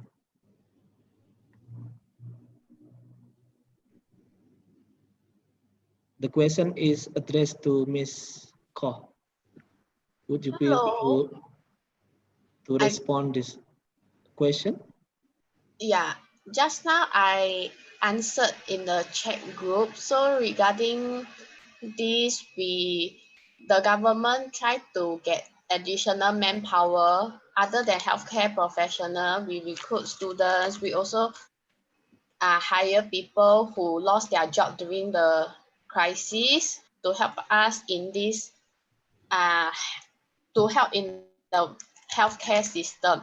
So for them, we allocate jobs. We teach them like doing basic things such as taking vital signs and feeding, so that nurses can focus on more important tasks, so that the nurses don't become too stressed out. Yeah, so like instead of having like 10 nurses in a ward, we use 5 nurses and 5 non-healthcare personnel to help. So the additional 5 nurses can either be deployed or rest so that they won't feel overwhelmed. Another question I would like to address by Milka, I think she asked a second question after that about the challenges. So initially when this COVID-19 started in January or February earlier on, then some of the challenges is that number one, we do not have much information about the virus. So initially, a low-risk patient can suddenly become positive, which result in many doctors and nurses who encounter the patient, they become quarantined. So as a result, like manpower become very tight because a lot of doctors become quarantined, right? So after that, we try to solve the problem by rostering doctors and nurses to work in group. So in case if one group is exposed to the patient, they become quarantined, a second group will take over so that the medical care will become continuous instead of breaking down. Then for isolation room, right, initially we isolate patients in hospital, but then we realized that there is not enough isolation rooms to go around. So to overcome these challenges, at first we group the same kind of patient like positive COVID patient wellness in general ward instead of isolation room. Subsequently, the government create more community facilities so that we can house these patients in isolation in the community facilities instead of in hospital. So this challenge is solved also. Then for like medical equipment, right, the government also try to source for equipment from different countries. So far we are fortunate enough to have enough PPE to go around for our healthcare workers. So yeah, so far most of the challenges have been solved. I hope I already answer your question, Milka.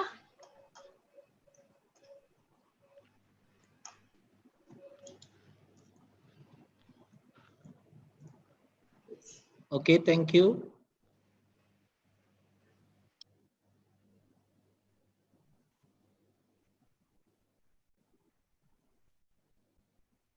Otnalit Milka.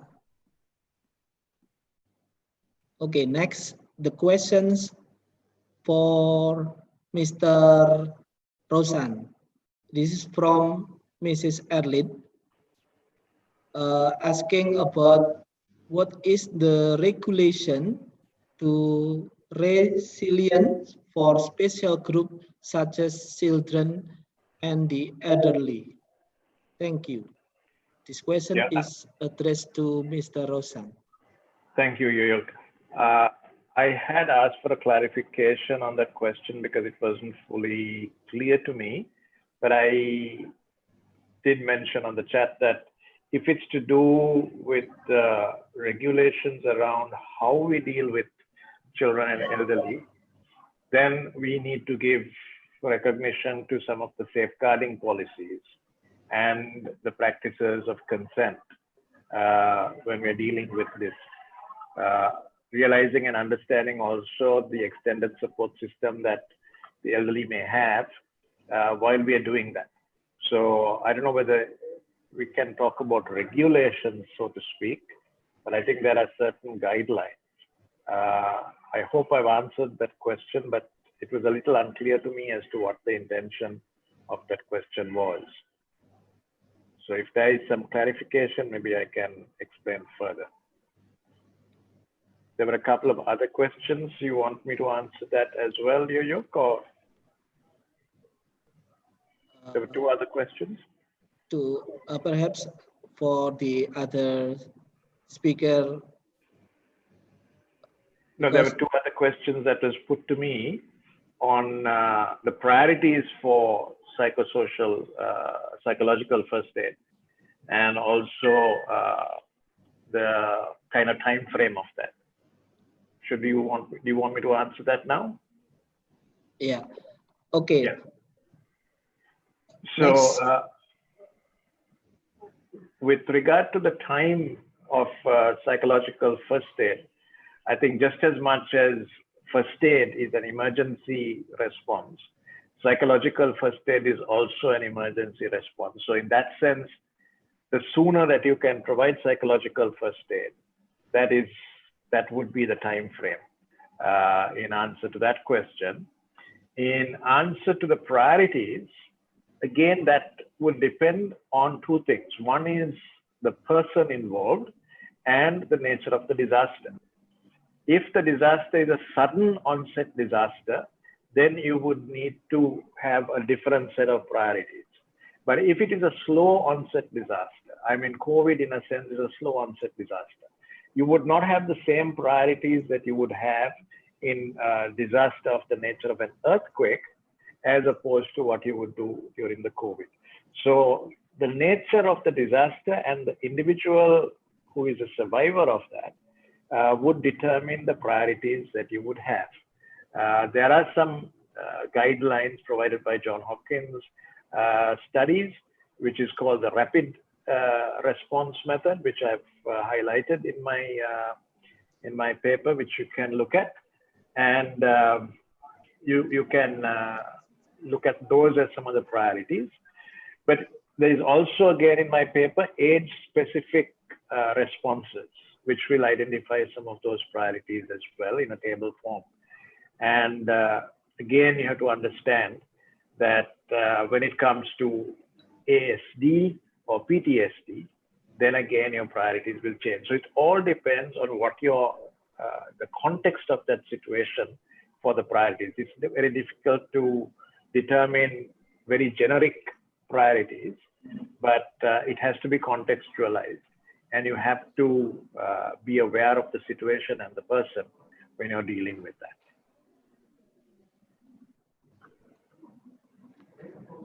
Okay. Thank you for Mr.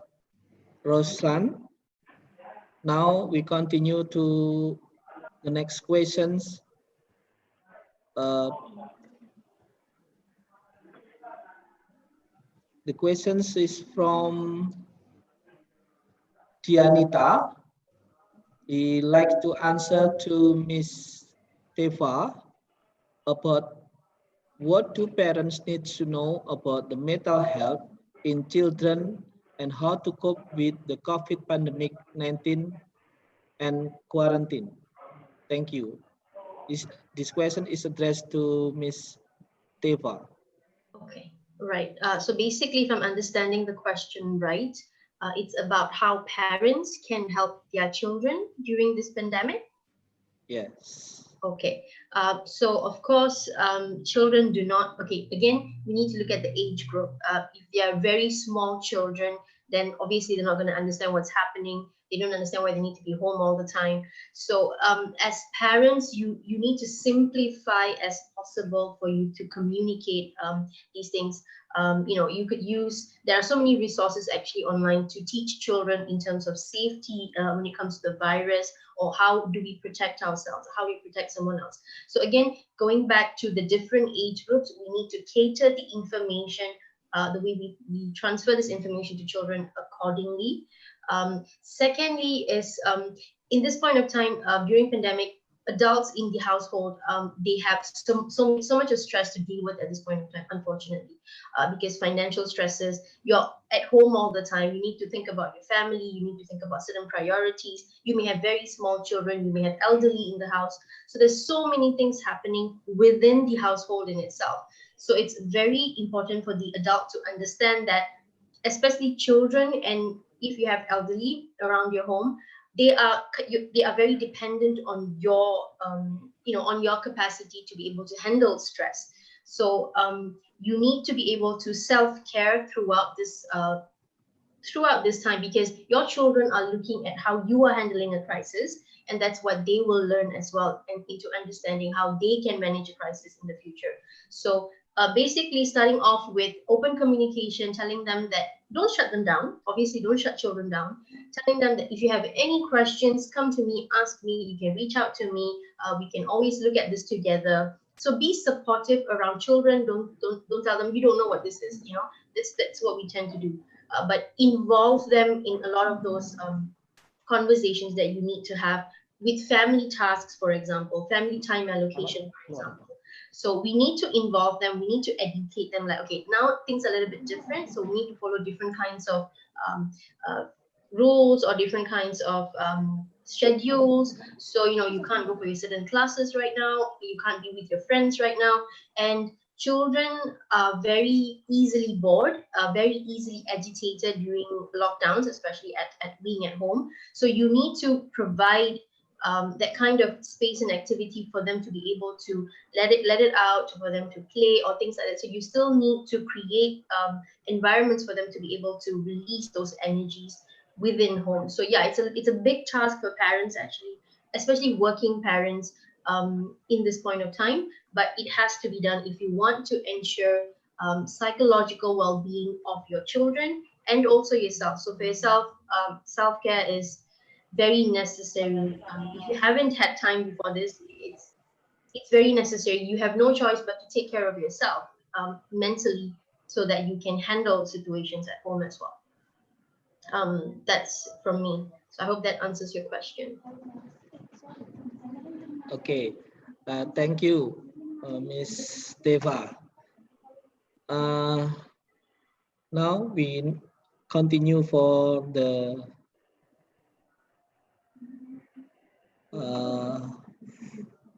Mr. Arif. There is Mr. Arif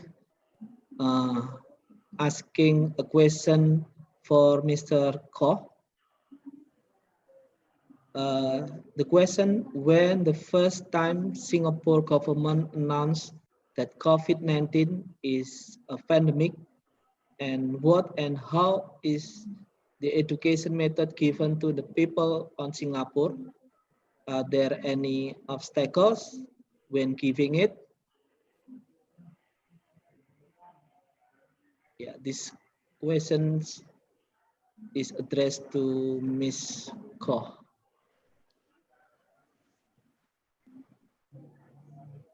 Yeah, I also reply in the chat that we, like most country, we do this public education through the media, mainstream media like TV, newspaper. We have posters everywhere. We also make use of social media. So as a multiracial society, because some race only speak in their own language, so we make all these information in different languages. Then for the elderly who might not be as tech savvy, like they don't know how to use handphone, they don't know how to access information online, then we also have the safety ambassador who go around teaching and enforcing the new measures so that everyone stays updated and relevant. Yeah. Okay. Thank you. Thank you. Now, these questions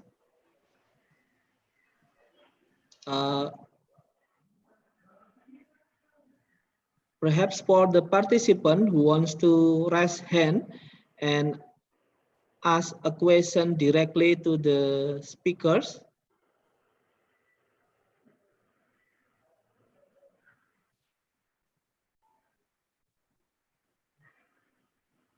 Any participants who wants to ask directly to the speakers?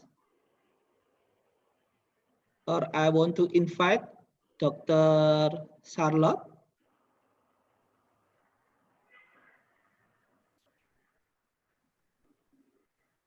Okay, if there is still no questions, I want to continue read the questions. Perhaps if the speaker wants to answer, this is from Mr. Yosia Wartono. She typed a question: how system in a community influence the people to manage the COVID-19? Perhaps the speakers could answer these questions from Mr. Yosia Wartono.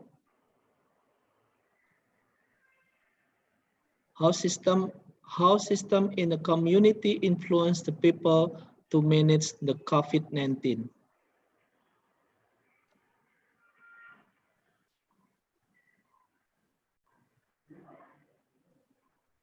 Mr. Rosan, perhaps have a opinion about this question. Sorry, you will have to repeat that question to me. I was not fully focusing on that. This is the questions from Mr. Yosia Wartono. The questions is how system in a community influence the people to manage the COVID-19. Systems in the community, is that the question? Yes, system in the community. Yeah, I think awareness is one of the things that we are experiencing in terms of managing the COVID, because as we know, the UN humanitarian response priorities, containment is one of the key aspects of managing COVID. And so in that context, community awareness would be one of those priorities to manage it, plus practices in terms of educating the community in that as well. I mean, one is educating them about COVID, and the other is educating them in terms of what they need to do to stay safe. The other aspect, of course, for the community is on a much broader level, on a macro level, that has to do with the impacts of COVID, because there would be several impacts, secondary impacts of COVID on a community, which they may not be a directly affected community, but they might be an indirectly affected community. Particularly in levels, there might be psychosocial aspects as well as economic aspects. So managing those and having certain systems within the state sector or whatever systems that are there, what is called the social nets are important to be able to support the community. Okay, thank you, Ms. Rosan. I see there is a three hands raised.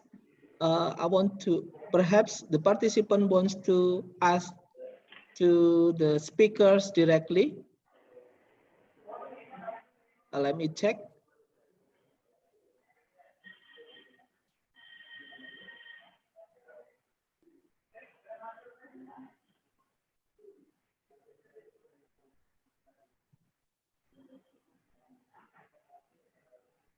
Or maybe directly with unmute the audio to whom the question is addressed to the speaker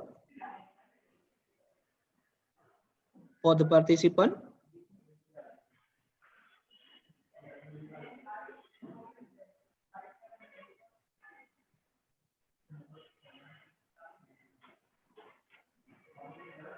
Okay. Okay, now I'm going to continue read the question that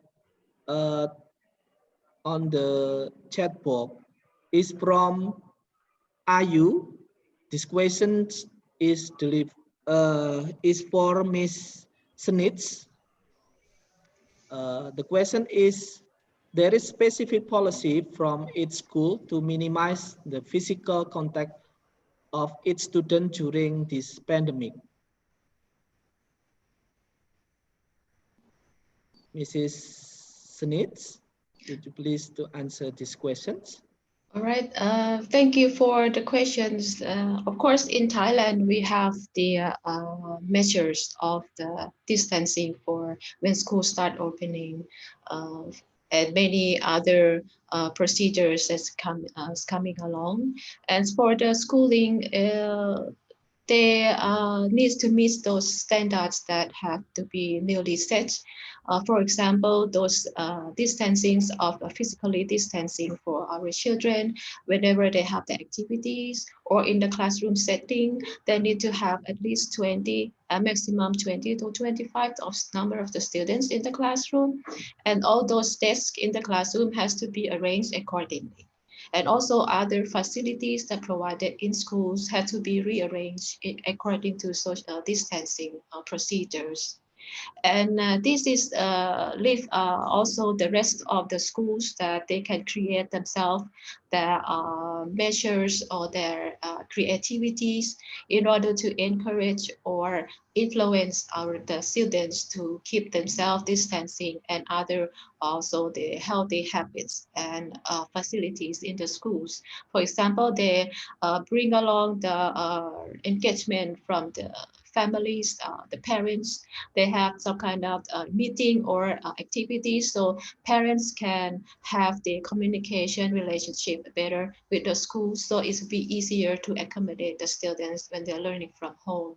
And also they might create some, there's the news lately that some schools that even create like some of the hats that it have the stick long, like half meter length of the head, that they will let every those primary students need to wear it when they are in school. So when they're close together, those heads will hit one another. So they keep themselves distancing from one another.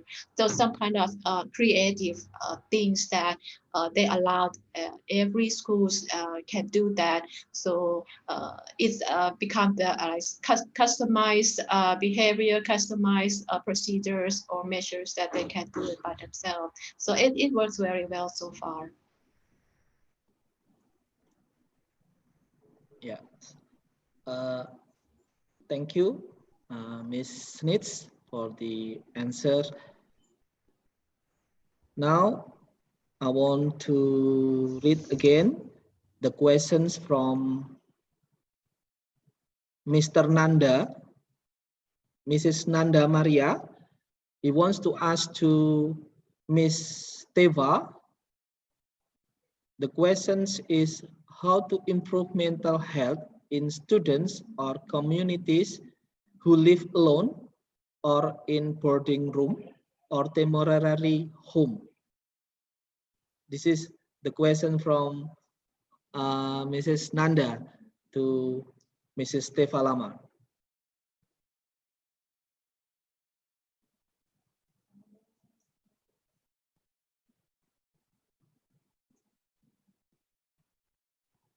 Ms. Teva is still here, join with us.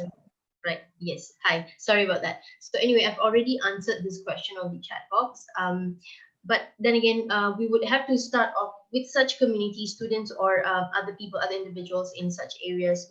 We should be able to start off with establishing a communication line, because that is the most basic need, because you need to communicate whatever necessities that you may have, whatever needs that you may have. So communication line needs to be established, and it needs to be accessible throughout the lockdown period, because any of those times anything can happen to them, and they need those responses to be directed towards them. So yeah, so communication line first and foremost needs to be established, but at the same time, we also need to identify anyone with pre-existing mental health conditions, because within lockdown conditions and within lockdown situations, mental health can become much worse if it's not addressed and if it's not taken care of, and without the support, the maintenance of support that they should be able to get. With the cut off of those kind of supports, mental health can worsen for those individuals, and they can, there's a possibility of suicide when mental health worsens. So we want to be able to not wait until that extremes happen. So you want to make sure that these people are discovered. We know that they need the support and they get the support as much as as much as possible, and as structured as possible for these individuals. Other than that, for these people of the outside, in outskirts or isolated areas, somehow we need to ensure that their basic needs are met. The food, shelter, safety, these basic needs have to be met before anything else is met, because without the basic things, that they aren't able to function in any other way. Obviously, without the basic needs being met, it will automatically lead to other mental health concerns. So basic needs is priority, safety priority, communication line is priority, so that these individuals have the they're basically not disconnected when the lockdown happens, but they are continuously connected to the ones that agencies that they can help them out with these. Yeah. Okay. Thank you. Before I continue, from the chat bar, Dr. Charlotte already answered in the chat box, and she has been left. Now, the question from Diana as to Mr. Suryo, is there Mr. Suryo have left or not, or still here in this forum? The question is, the COVID-19 disease is a new disease. Well, how many people know there about this disease? If here in the small village, in a community still doesn't really know, is there like that? Is there like that too in New South Wales? Or perhaps Mr. Suryo have answered in the chat group.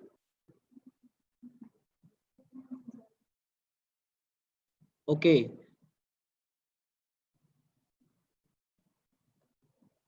Yeah. Now I want to read the last questions from Dinda Wijaya. The question is to Miss Desi Natalia. He asking about what can I do to improve quality life? Miss Desi, the question, what can I do to improve quality life? You said sport can improve quality of life. What kind of sport can we do in this pandemic? Thank you. This question is addressed to Miss Desi Natalia.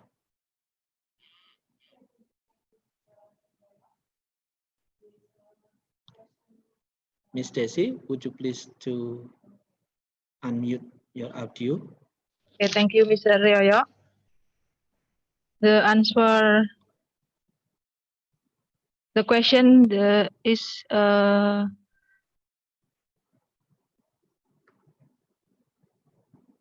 Dinda Wijaya and Dinda Wijaya. It's right. Okay.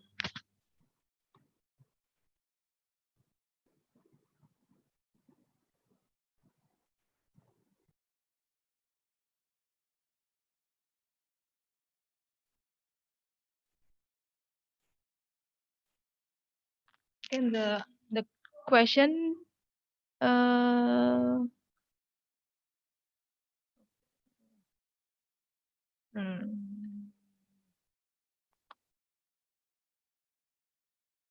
what can I do to improve quality of life? You said for sport and improve quality of life. What kind of sport can we do this in this pandemic? Okay, you can sport or you exercise.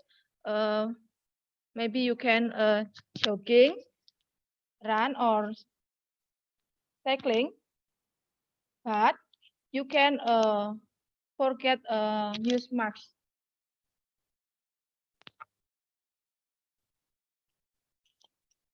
Okay, Mr. Yoyo.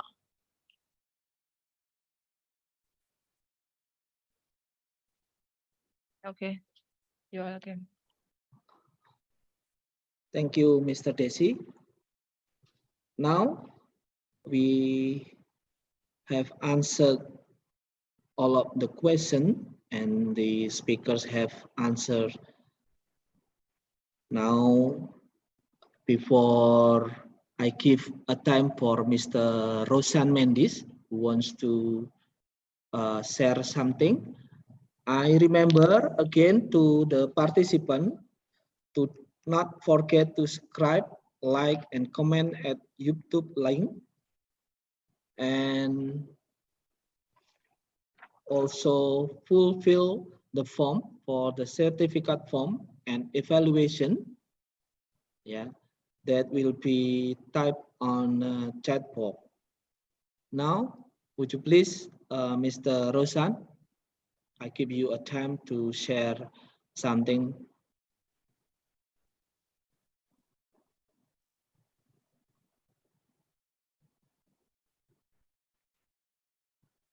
Mr. Rosan, would you please to mute your audio?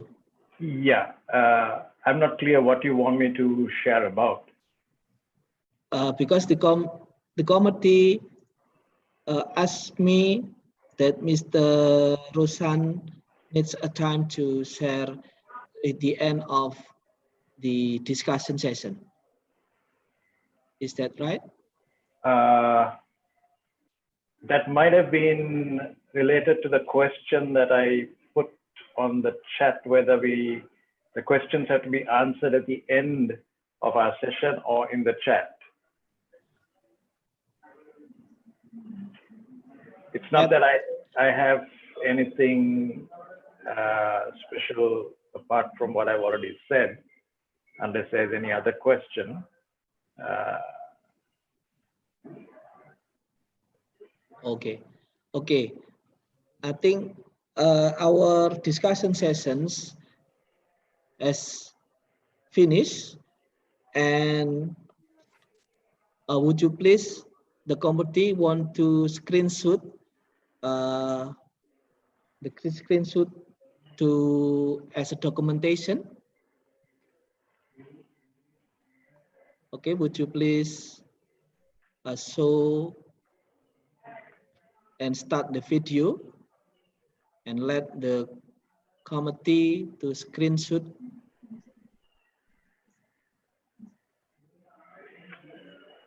Okay, is enough?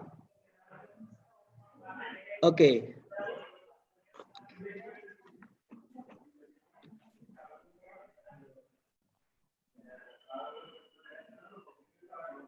Now we come to the end of our international conference.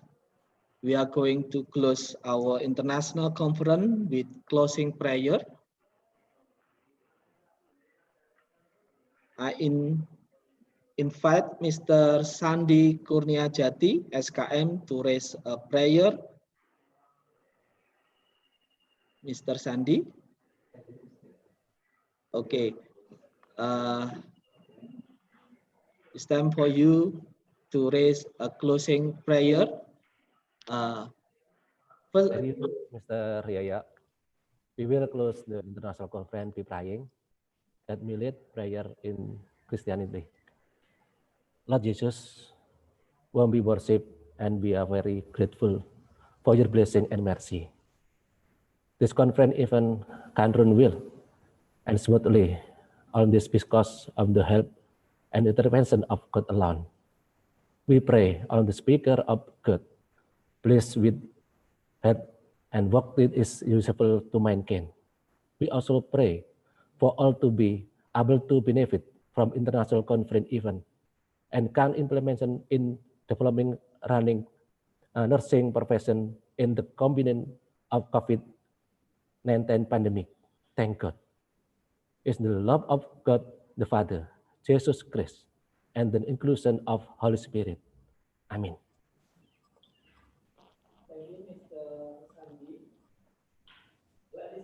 Thank you, Mr. Rosan. Thank you, Miss Nitz. Thank you, Miss Stefan. Thank you. Thank you. Yes. Ladies and gentlemen, we thank you to all of the speakers, participants, and all the committee, as well as International Nurses Association who support the second international conference. See you again in our third international conference next year. Goodbye and God bless you. You too. You too. Yeah. Thank you. Goodbye. Bye. Okay, now you can leave this webinar. God bless you. Thank you. Thank you. Thank you.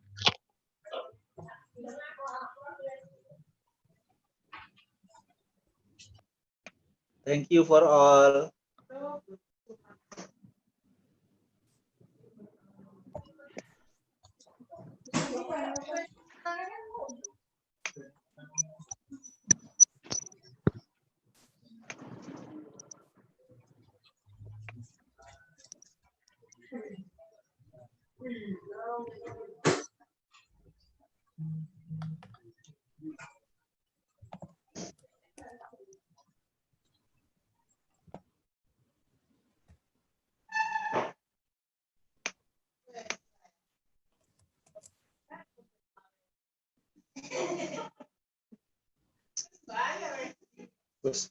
Wes tak elingno ket suwe aku begitu oleh langsung tak elingno ngono lho.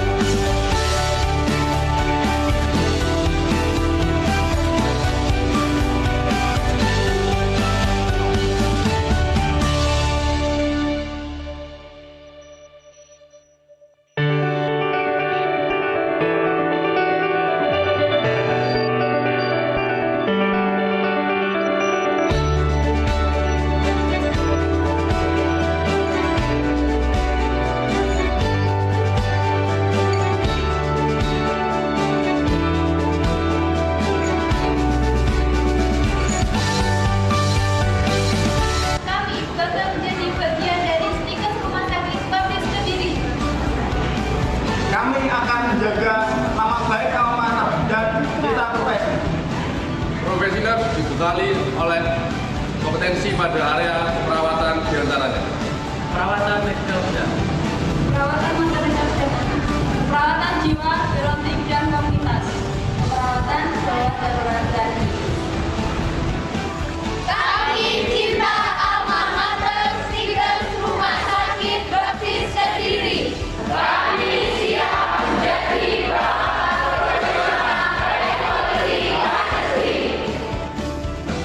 salam prestasi. Hai pemuda budi Indonesia. Kami alumni Prodi Keperawatan Diplomatika tahun 2019.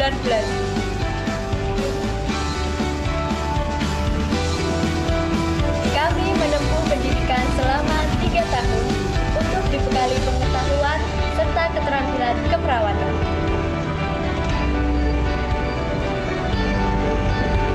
Dan kami langsung mendapat kesempatan magang setelah lulus sebagai perawat di Rumah Sakit Baptis Kediri, Rumah Sakit Immanuel W. Halim Bandar Lampung, dan Rumah Sakit Baptis Batu.